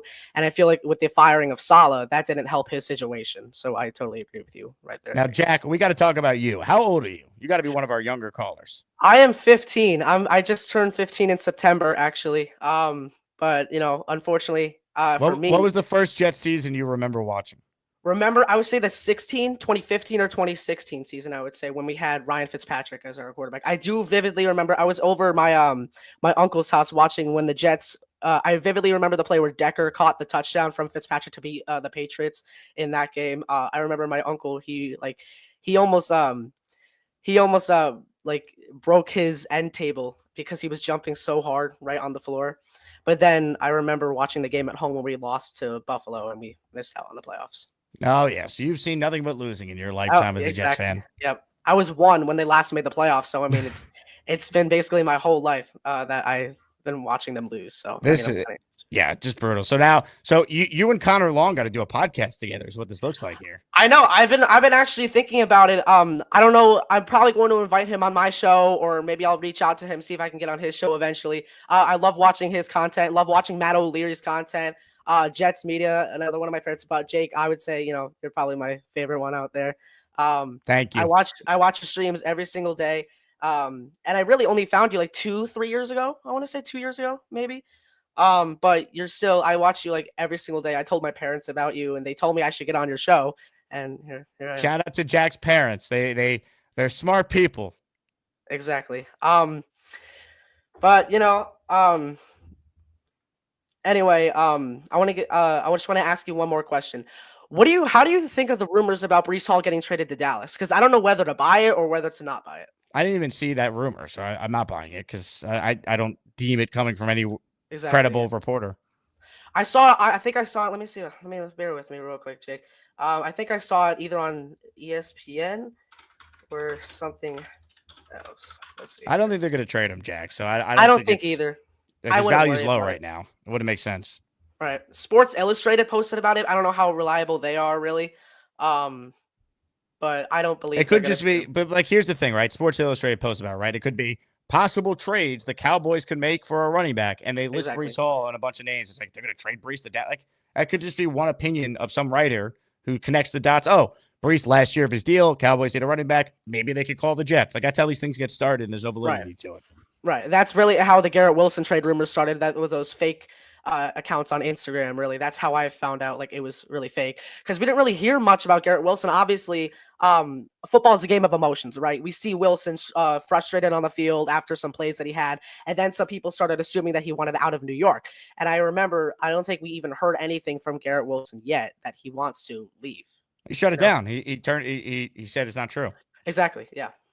I'll tell you what, Jack, you got to call back more. All right. We have something here with you. We have the next generation of Jet content creators that are a part of this show, which I love.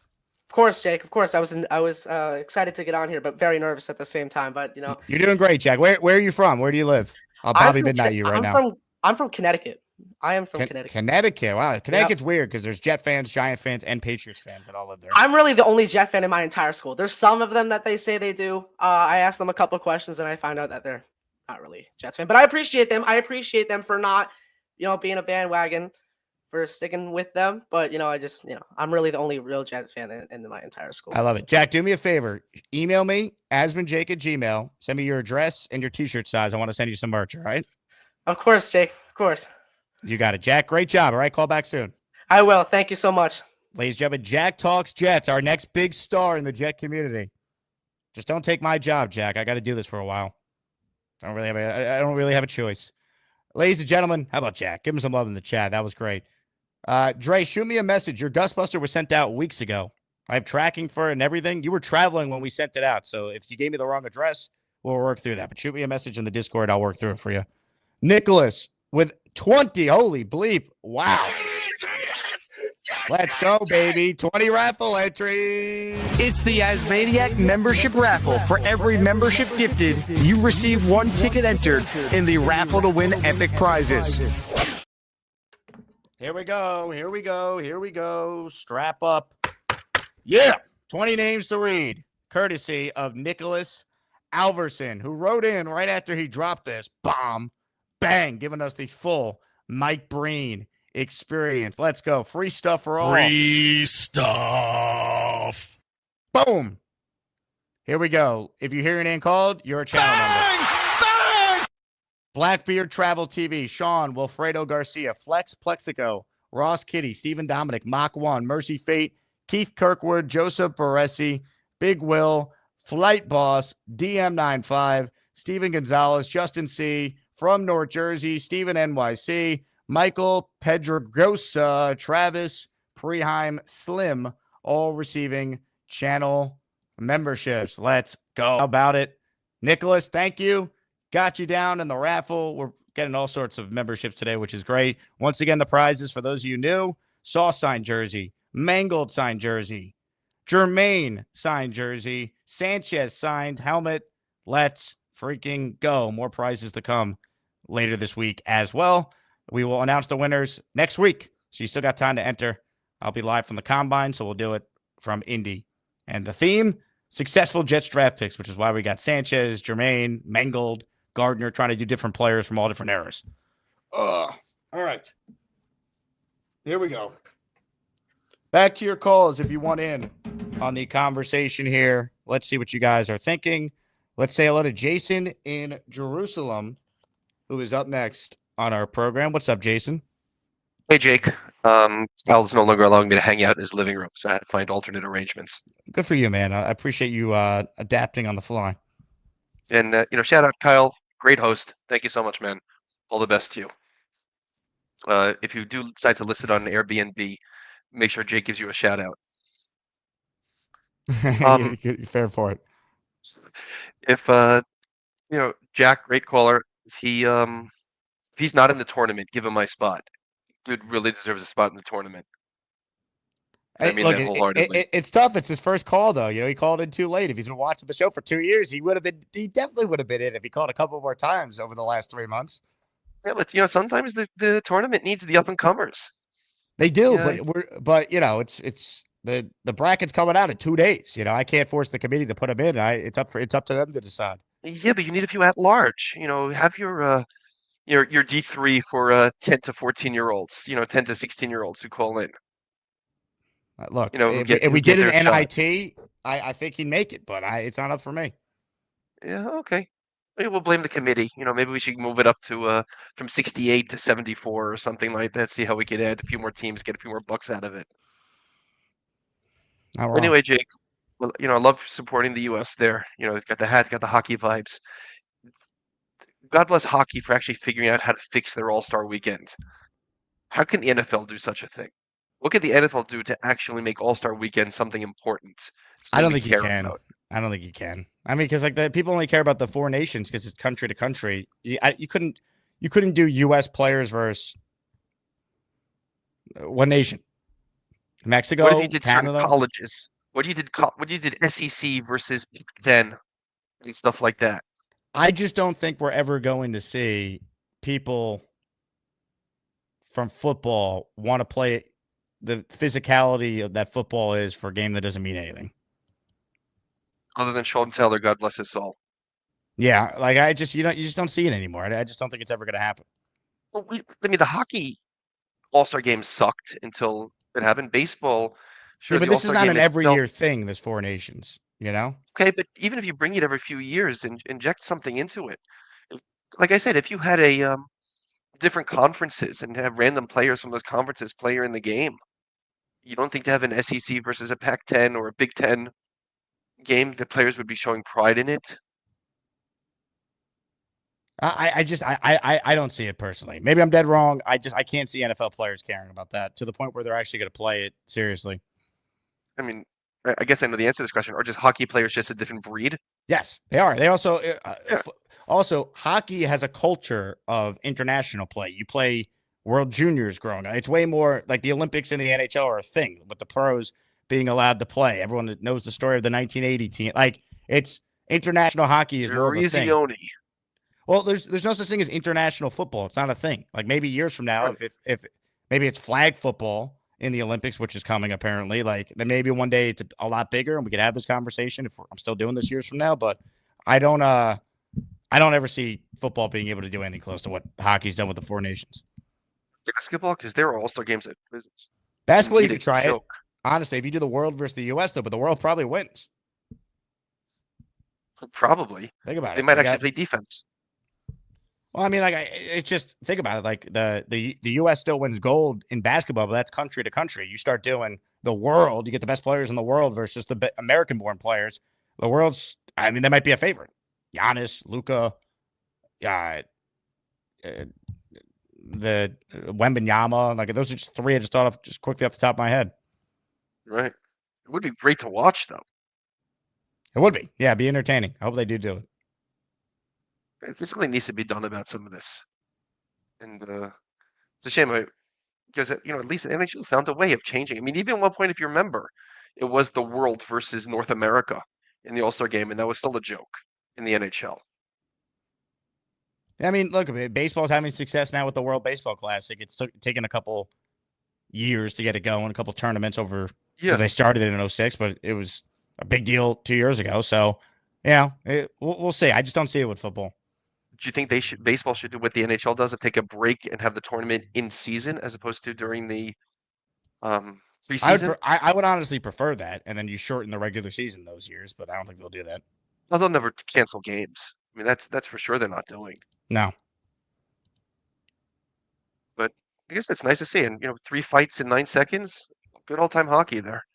100%. You don't remember him. I grew up Darius Kasparaitis just being the beast on the D line for the Isles. He was my favorite player growing up. Seeing him take on Mario in '93, God bless him. Loved it. Gator says sometimes Jason in Jerusalem reminds me of Cheats fan with a job. Okay, thanks. How does that make you feel?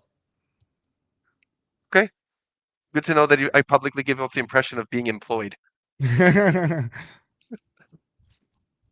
Thoughts on the salary cap? Who keeps a job on the Jets? Who did the Jets not cut that they would have with the expanded salary cap? CJ Mosley stay on the team one extra year because of it? I think he's a June 1st designation, just looking at how much money it would save. Anybody you think it changes anything for? Maybe Rodgers becomes not a June 1st designation? Yeah, we floated that out earlier. I don't know. I don't know if it changes it for anyone. I think what it does potentially change is like how aggressive they could be in certain spots. You know, maybe they sign an extra free agent now that we weren't expecting because they have more flexibility. Just remind me one thing: when you designate a June 1st, do you have to designate it when you cut him, or you could choose on June 1st whether to designate it June 1st? No, the whole point of it is you can only designate 2 players every offseason for a post June 1, which means you carry their number till June 1, and then it drops off to whatever it would be. I remember, but theoretically, could the Jets cut Rodgers and then say, we'll let you know on May 30th whether he's a June 1 or not a June 1? No. Depending on who we draft and how things are looking for us? No, they'd have to declare what the intention is when they do it, I believe. Okay, that was my question. All right. Well, I remember when it used to actually be a June 1st cut. Yeah. That was Testaverde. Testaverde was an actual June 1st cut. Yeah, they've changed it. Obviously, it's a lot different now. You know, because the Players Association wanted their players to hit the open market sooner. Yeah, because you want guys to get jobs in March when there's openings, then June when all these teams have spent money and had the draft already. Yep. All right, Jake. I'm going to hang up and listen to the rest of your show. Jason, thank you very much. Jason in Jerusalem, everybody. Zoink Nation is in on the next Asmaniac raffle. Bang! And how about this? The algorithm, I'll give credit to Mr. Tube. They did definitely improve it because Nicholas Alverson, who gifted 20 memberships, immediately got a membership for himself from Zoink Nation. So if you're not a member yet, here's the best way to do it. Subscribe to the channel for one. And if you're not subscribed by now, I mean, you might be a communist, so I don't even know if I want you. But if you're not a communist, please subscribe to the channel and then hit the like button. We only have 230 likes. You can't get a membership gifted unless you are someone who likes the video. And if you're not watching live, the best way to get a membership is to improve your chances of just commenting in the chat or the comment section if you're not watching live, because that helps the algorithm recognize you as a Asmaniac.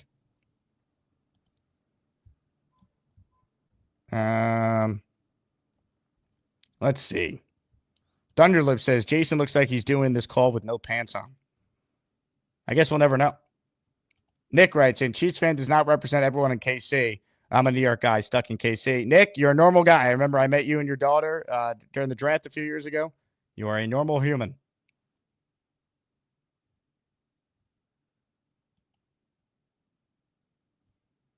Let's see. Wayne says Jake is going to turn the show into a wrestling show by end of 2025. Come on now. Nick writes in, where's the star of the show, Charles? He called in yesterday. It was electric. Joey B is watching the show on delay, clearly. Matt O'Leary and the Etsy neon light is back. Outstanding. Joey B, when you see this an hour from now, enjoy. Leanie in North Carolina is in on the next raffle. She's gifted 1 channel membership. Pittsburgh Mike receiving a membership from Leanie. How about it?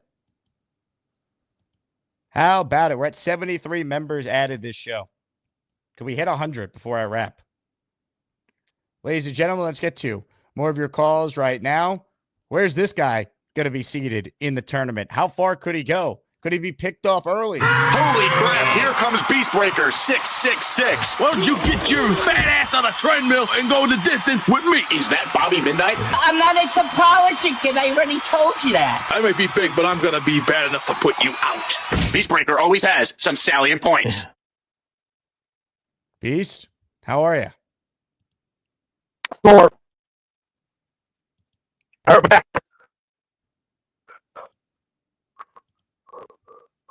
Hurt my back. Your back. Tight. It's too stiff. Say, anyone know what to recommend for Beast? He's dealing with some back stiffness.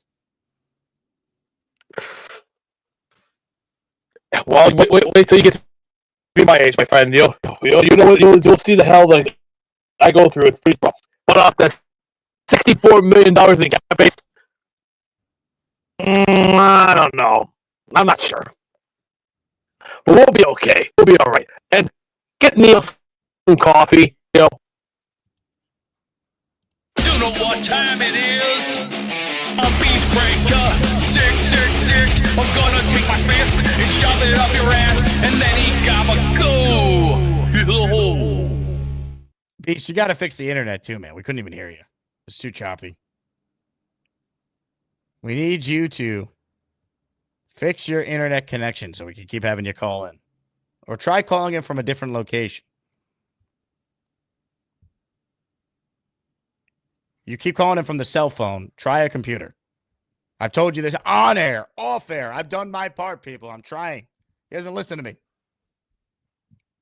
He didn't listen to Robbie Sabo yesterday, and Robbie's a tech guy who's trying to help him off air before the show started. Or Tuesday, whenever that was.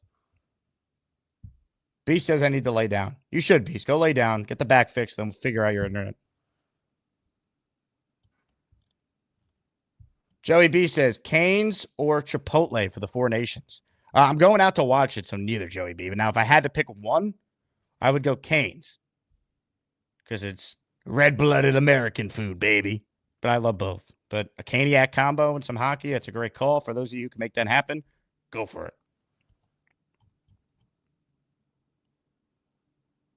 it. Philly's Limp Noodle says, Beast, can you lay on your belly?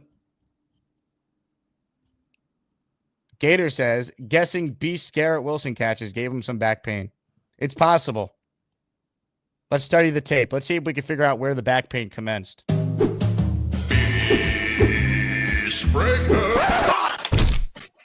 Right there. You heard the crack. That's where it started. It also could have been here.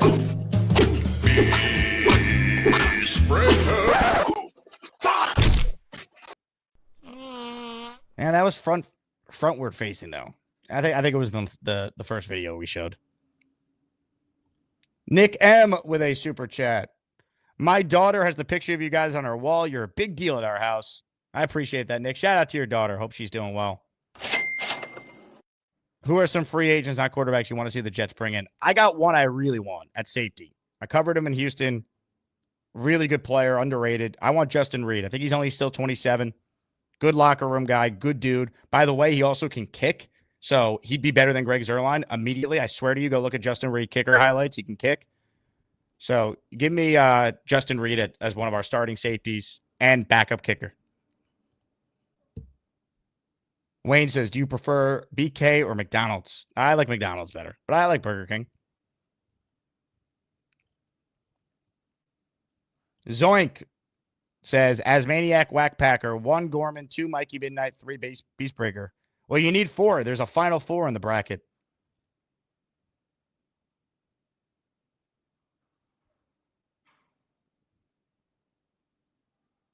Jarl says, Wi-Fi works like rainfall. Your router probably in the basement. You're in the freaking attic. Yeah, Beast, try calling in from a different location. Why won't you do it? You don't listen to us. We're trying to help you here. Ladies and gentlemen, we go to the dark hole right now. Mikey, you there? Mikey? Mikey?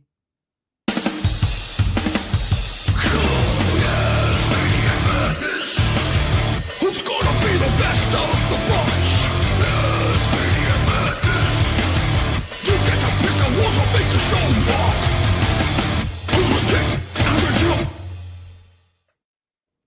Man. Trying to get these people to call in the day they're competing is going to be impossible. We all know that, right? With some of the internet connections.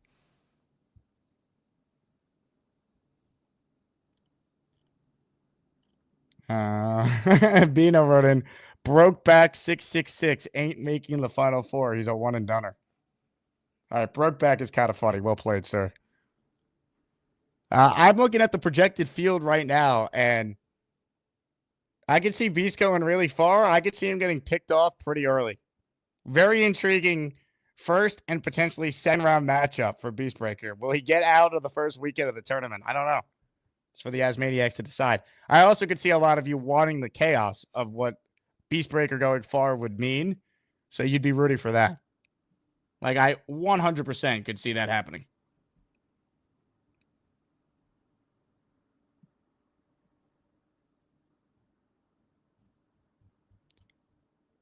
Last chance to get a raffle entry or your super chat answered. Shout out to Chuck, who says he's watching the show from Panama. That's awesome, Chuck. Thanks for your support. Ladies and gentlemen, hit that like button if you haven't. We've had him in a setup role the last couple of shows. But right now, we potentially need a closer. It's Chiefs fan. Guess what? I'm still looking for a job, bitches. It's Chiefs fan. I'm just going to rub my hands together all day. It's Chiefs fan. There's a whole lot of DNA on this couch. Let's hear it for Chiefs fan. Look, it's my dead neighbor that I didn't kill. Yo, what up, Jake? Chiefs fan, how are you? I'm good. I'm getting laundry done. It was negative 15 when I started laundry this morning, what it felt like. Do you have washer dryer in your you live in a house or an apartment? Apartment. I'm like a 2-minute walk away from the washer and dryers here. They finally decided to put in ones here finally. So you had to go out into the frozen tundra of southern Illinois. Yeah, I wish I didn't have to go out in that, but like I was supposed to go out to eat today and hang out with friends and walk in this weather, but 4 of them decided to stay out late in this weather and got sick, while the other 2 don't want to go out now. It's cold out there, Chiefs fan. You got to bundle up. I told them to bundle up. I told them to go thermals, regular clothes, and jacket. They went out there in hoodies and got sick. Gator says Chiefs fan was using DoorDash but switched to Couch Dash to eliminate the extra steps. Is this true? Nah, I don't know. Good one, Gator. I was looking at the Cam Ward idea trade in your Discord. Let me go back and look at it real fast. You're giving up a lot for Ward. This year's first rounder, next year's first rounder.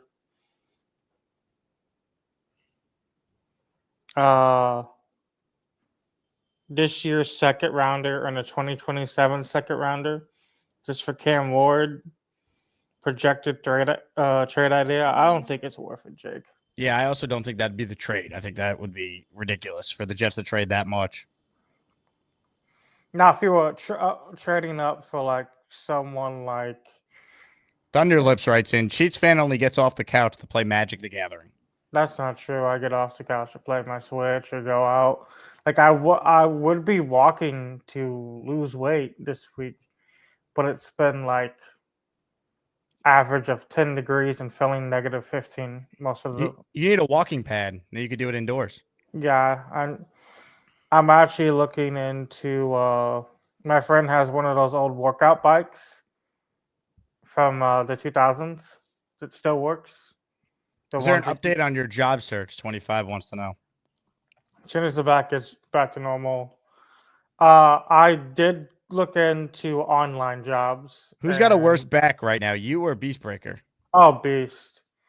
Because my insurance finally kicked in and started giving me the steroids I've been begging for the last 3 months. So it's not as bad, as painful as it was. Steroids? Okay, Barry Bonds. I'm like a steroid and a painkiller. So I've been begging them to be on that stuff for the last 3 months. The only issue is with steroids, it makes me eat a lot. And it makes your schween smaller. Yeah. Gator writes in, would Chiefs fan consider installing a toilet on the other side of the couch? No, I'm not going to pull Peter Griffin and have a toilet. Where is it? I'm good. Dennis Gorman says, Chiefs fan, your back doesn't have to be back to normal in order to look for a job. That's just an excuse to be lazy. Hey, man. I want to actually be out there working physical jobs. I've looked into desk jobs and it's just not for me. So, like, I've always been working physical jobs, even with the back injury for 15 years. Because I was always told desk jobs aren't. Matthew wants to know if you'd be disqualified from the tournament for juicing. You will not be, Chiefs fan. We don't have a drug policy. So, we have no issue against any Asmaniacs using PEDs if it will help them perform in March. I mean, if I'm disqualified, you gotta disqualify all the people for the weed. So Yeah, if we drug tested, we'd lose half the contestants. yeah, you would lose half the contestants. Gator wants you to campaign for yourself. Why do you deserve our vote? I honestly deserve to vote because I'm super positive. Other than when I slip up, I always try to stay positive and always try to like give people a reason to live. Like there's so many things to live for. Like my famous line, "You never know, you might meet your chosen one and have 7 kids or 9 kids like Philip Rogers did. Rivers, my bad. I would love to win it all. I love to go far. I would love to kick ass, but I honestly would love to win this thing. And if I do, it would be even more worth it when I come to visit y'all. But I honestly think I'm probably only making it to the Final Four. I would love to make it to the finals, but I think it's going to be Probably only making it to the final. That's bold for you to just assume that you're gonna win. I mean, how many rounds do you got to win before you can get to the Final Four? You got to win. Let's see. I have the bracket up right here. You got to win 1, 2, 3, 4. You got to win 4 rounds before you can even get to the Final Four. You're that confident. Yeah, I'm that confident. Elite 8 Final Four. But I'm like, I think Lane is taking this whole entire thing. I'm sorry, Charles. Lane's my pick to win it all. You got some interesting people in your projected region here. I think you have a chance. I definitely do. I do, but I don't think it's going to be as easy as you think. We have some tremendous Asmaniacs. Could you name one of them in my region if you could? No, I no spoilers. Damn it! Try to catch you off guard. So this Saturday it comes out, correct? This Saturday in the Discord it will be released. What time? And Patreon. TBD, but it will be there. And then Sunday in the late afternoon, early evening when I do my show Sunday, it will be a Selection Sunday show. I'm hoping I'm a 1 seed. Even as a 2 seed, I'd be happy. I'm just wondering how far these lower seeds like Beast and other people would go. I would love to see a Gary Mikey or a Gary Bobby matchup though. Or South Philly thinks the only thing in your room is that filthy couch. Is that true? No. Indy Jet says DNA on the couch is why you should win. Yeah, that's true. Congrats on the sex, DNA on the couch, basically. Chris says he should get your vote because of the awesome couch cover. Thank you. I used to get made fun of for like always liking the color pink, but like I've been like die-hard pink since breast cancer awareness, and I've lost people to that stuff, so I just keep the pink on here. I used to have a pink suit when I used to fit in back in my high school years before I got fat, and I would wear that every Friday at school. You still own the pink suit?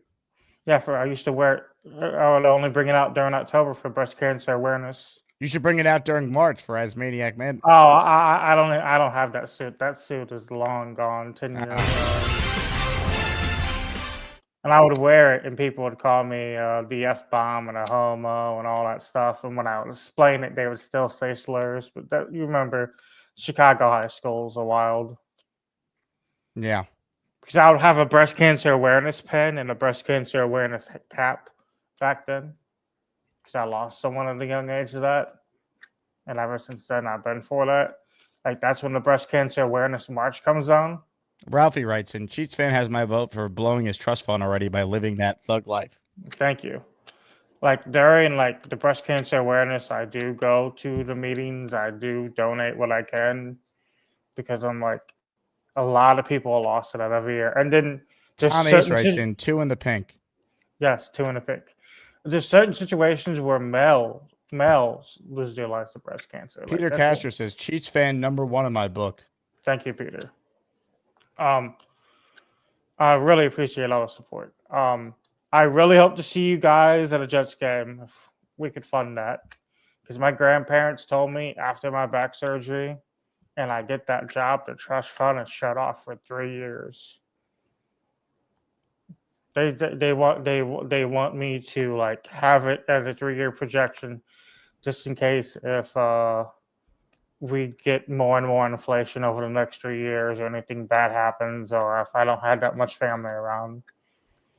But yeah, but they also told me like if they also told me like buy gold, buy silver when you get the chance, because the inflation levels might be so bad that we might let you spend some of that trust fund on actual metal to hold on to. Because like Jaro writes in, what smells worse, the couch or Bobby's robe?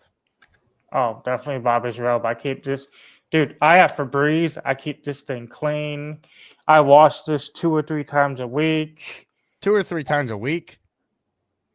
Yeah, because like sometimes I'll fall asleep on my couch at night, and then I'll wash it the next morning to get all the sweat out. I see. Because there's times where I will just be sitting there in the Shiners Discord or different Discord, and I'll fall asleep on call, hanging out with the guys. Like last night, I fell asleep on call, hanging out with the guys, and they woke me up. Gator says bleach to get the blood stains off. Gator, you just don't know. You just don't know. Like, I don't want to be one, but like, if it comes down to a civil war, my life or someone else's life, I'm fighting for my life. Hell yeah. I mean, I basically told my friends, if we have a civil war, what side are you picking? My side. Both sides can fuck off. Ladies and gentlemen, Cheats fan. It's Chiefs fan. Guess what? I'm still looking for a job, bitches. It's Chiefs fan. I'm just going to rub my hands together all day. It's Chiefs fan. There's a whole lot of DNA on this couch. Let's hear it for Chiefs fan. Look, it's my dead neighbor that I didn't kill. What a call from Cheats fan. Jaden says this is a Jet fan show / tournament. Cheats fan cannot win this. This is an Asmaniac tournament, Jaden. Anyone can win it that day. Now, typically, most of the Asmaniacs are Jet fans, but there's no rule that you have to be a Jet fan. Andrew with a hot take. I predict only one number 1 seed will make the Final Four. Well, you don't know who the number 1 seeds are, though, Andrew. When the bracket comes out, you let me know if you still believe that. Thunderlip says, I have to stop watching this around my kids. My son just started chanting Beastbreaker 666. I've had the Beastbreaker theme song stuck in my head for weeks already. Another Gator special. Zoink says, Jay, can you play Gator's first ever call to the next show? I think it had something to do with a pool. I just remember it being hilarious. It was right around the time the Jets were trying to acquire Rodgers. I don't have that handy, though. So, Gator, if you have your first ever call, email it to me, and I will add it, and we can play it. It was a memorable first ever call. M. Morris writes in, V-Man will sleep through the first round.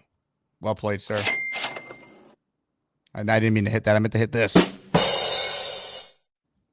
M. Morris, you're probably right. Now, I'm looking at where V-Man is projected here. V-Man's got a very intriguing first couple matchups if he's going to go on a run. We haven't heard from V-Man in a while, too, by the way.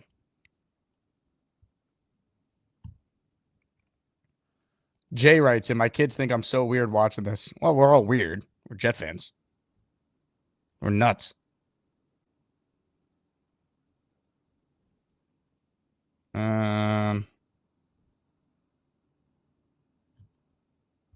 Wow, what a show. Gator says, check out at Gator Jets to see my origin call video. Curly says, V-Man's name is Captain Puerto Rico. That's true. Maybe he's fighting crime right now. V-Man is protesting on the streets of New York City, wanting congestion pricing to stay. Jaden says he will do some lobbying to try and vote against Cheats fan. Ralphie writes in, you're worried about a kid saying Beastbreaker when Jake is reading 2 in the pink. Yeah, what Tom Ace was saying, Ralphie, was 2 in the pink and the Jets stink, obviously. You know, the pink being in Cheats fans' jacket pockets. What did you think I meant, you sicko? Big fella says, we need a Beastbreaker origin video. Yeah, but we'll never be able to. interview him because the internet will never work. Party with Peg and Artie. Artie says, first time I got lunch and no Beast Breaker. Unfortunately, Beast internet was bad today. He was dealing some back issues. Peter Castro says, my wife hates me when I'm watching Jake's show. The funniest thing is when I meet a lot of you guys' wives or girlfriends, and it's like, he watches you all the time. Like, I hear you every day. And I'm like, sorry, my bad. So shout out to all the wags, wives and girlfriends out there of the Asmaniacs. Yeah, see, Tom meant 2 in the pink suit. I know what he meant. 2 in the pink suit and the Jets stink. Duh.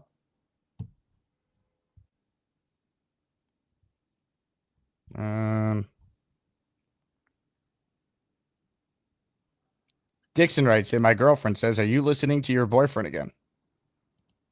Dixon, thank you for your service. And Dixon and your girlfriend. Hey, congrats on the sex. Unless you're saving yourself for marriage. And if you are, that's cool too. But congrats. Gator writes in, my wife wants to choke me when I put Jake on everywhere we drive. Feel that. I sometimes want to choke myself for rooting for this football team. Boomtown writes in, many people forget Beastbreaker was simply an excited and passionate Jet fan until Bobby attacked him. You know what? You're right. It all started with Bobby. Beastbreaker was just minding his own business, calling in, talking about the Jets. And then Bobby said he wanted to rumble him. And it's ironic because now Bobby and Beast are tight, but half the chat likes to go at it with Beasts. Zoink Nation says, my wife can't stand Jake. What are you going to do? Hey, congrats on the sex. Not the first woman to not like me. It won't be the last either. Dixon's membership expired. Well, Dixon, I got news for you, man. 73 people got memberships today, so you have a good chance of probably getting one this afternoon if we stay hot. Anthony says he's married and saving himself for divorce. Nick M says, my wife says that's 2. Isn't your boyfriend on YouTube right now? I love it. Yeti writes in, I want a backdrop of B-Mac's living room. That Kyle Clifton background is getting old. Gator, if you send me a B-Mac living room background, I'll do a whole show from B-Mac's living room. That'd be hilarious.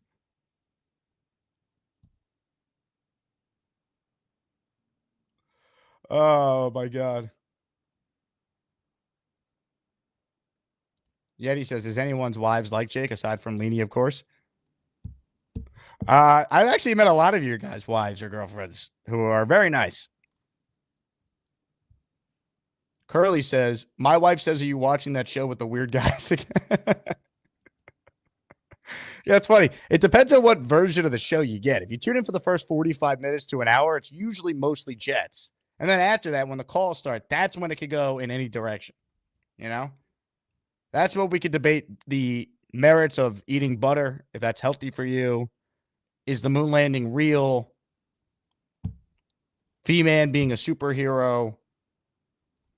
And everything else.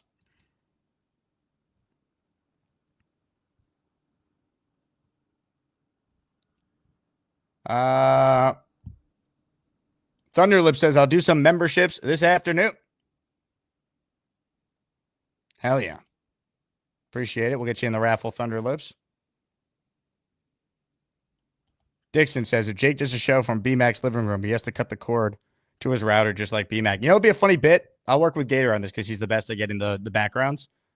I'll do different shows from his Maniac caller locations. We'll do a show from B-Mac's living room. We'll do a show from the Bobby Midnight apartment with the orange chair. I'll do a show from Neil's office. Trying to think of some of the iconic backgrounds of the callers here. Let me look at the list I got in front of me. I'll do a show from Gary's office, 100%. Bonesy's shoe store, Beast's attic. This is like literally Call of Duty with all the maps of places we could do shows from. God, there's so many good ones. V-Man's bedroom. We got more characters than any show, man. That's what makes the show the show. Wow. At the buzzer here, Papa Jet, thank you for your service, sir. 5 memberships. We're the freaking New York Jets, so we're built for this shit. 5 entries in the raffle. Let's see who got them. Thomas Rossi, Michael Valentine, Funky Monk, Dre, and Paul Bruno, all receiving channel memberships. Let's go, Papa Jet. Appreciate you. You're in for 5 in our next raffle. Leany makes a good point. Dre's office. Zoink says, my wife does value your opinions, though she appreciates that you snap on people. All right, I'll take it. Curly says Pizza Hut for Jay. He doesn't work at Pizza Hut anymore, though. Doing a show from B Static would be a dream. Be an honor. Curly says the duck pond for Scott. Jimbo, Doug's couch. Jimbo, the Mikey Midnight Kitchen. God. Bill M. Hamburgers Karaoke Studio. Yep, these are all good.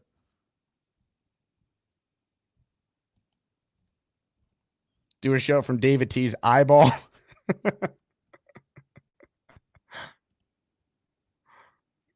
Oh, man. God. V-Man's bedroom, V-Man's kitchen, and V-Man's bathroom all are possible locations to do a show from.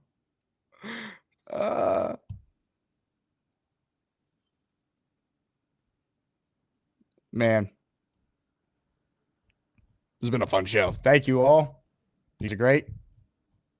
We're back this afternoon in the 4 p.m. hour. Looking forward to that. You can feel just the magic in the air.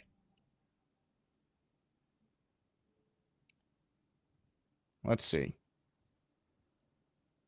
Let's give you guys something funny on the way out of here. Let's do a classic. Let's do an old school clip at the end here. One we haven't played in a while. Let's see what I got for you guys. All right. I think I got it. Ladies and gentlemen, I love all of you. Hit the like button. Please subscribe to the channel if you haven't. Join the Patreon. You'll get 10 memberships if you sign up for the year in the next raffle. And you'll get Discord access, 20% off merch items. You'll see the brackets when it's released early and have first dibs at filling it out. So we'll be back this afternoon. If you're still watching, God bless. You guys are the best. Go Jets, everyone, and enjoy a video I don't think I played on this show in a while. Go Jets, everybody. Whoa, whoa. You don't need a quarterback. You need a good football player. That's what I'm saying about Brock Bowers. You need a good football player. Gary has called back in. He's relentless tonight, man. Gary, what do you got? What's going on, Jake? I'm a little fired up today. Let me ask you something. If you could get 30 touchdowns out of Jameis Winston and 30 interceptions, I'm going to tell you something about him. Caleb Williams is going to help him in the 3rd round. And if he gets knocked down in round 7, I mean, his fight's going to go to the scorecard. It's probably fixed anyway. I mean, I disagree with you like 100%.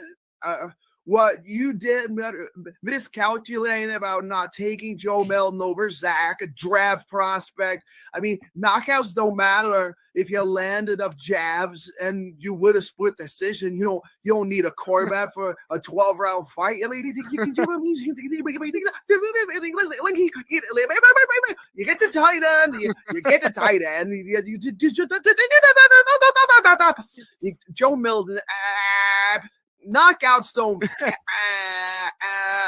get the tight end because Bowers, he's not going to hold the ball as long as Caleb Williams. He'll just allow it to himself and catch it and score down the ring, and then it's a knockout fight. Wait, hold on, Jake. I think I owe you an apology. I just realized I called into your Jets show. Thought I was doing the boxing thing and I freaking crossed all my thoughts. Anyway, we should take Joe Milton and take Tyson over Jake Paul in round 3 of the draft. Thanks, Jake. Gator is a douchebag. Thank you, Gary. Thank you, Gator. Well done. Well done. Well done. Give Gator some love in the chat. That was well needed after Gary's call on the second show today. Good God. Bravo. Gary up next. Hello, Gary. That skit that Gator did yesterday, I showed it to my wife. She thought it was the funniest thing like she's ever seen. That was gold. I don't know how he does this, but he's got some type of talent. I hope he's using it for good. That guy is incredible. You know you made it when you get impersonated by Gator.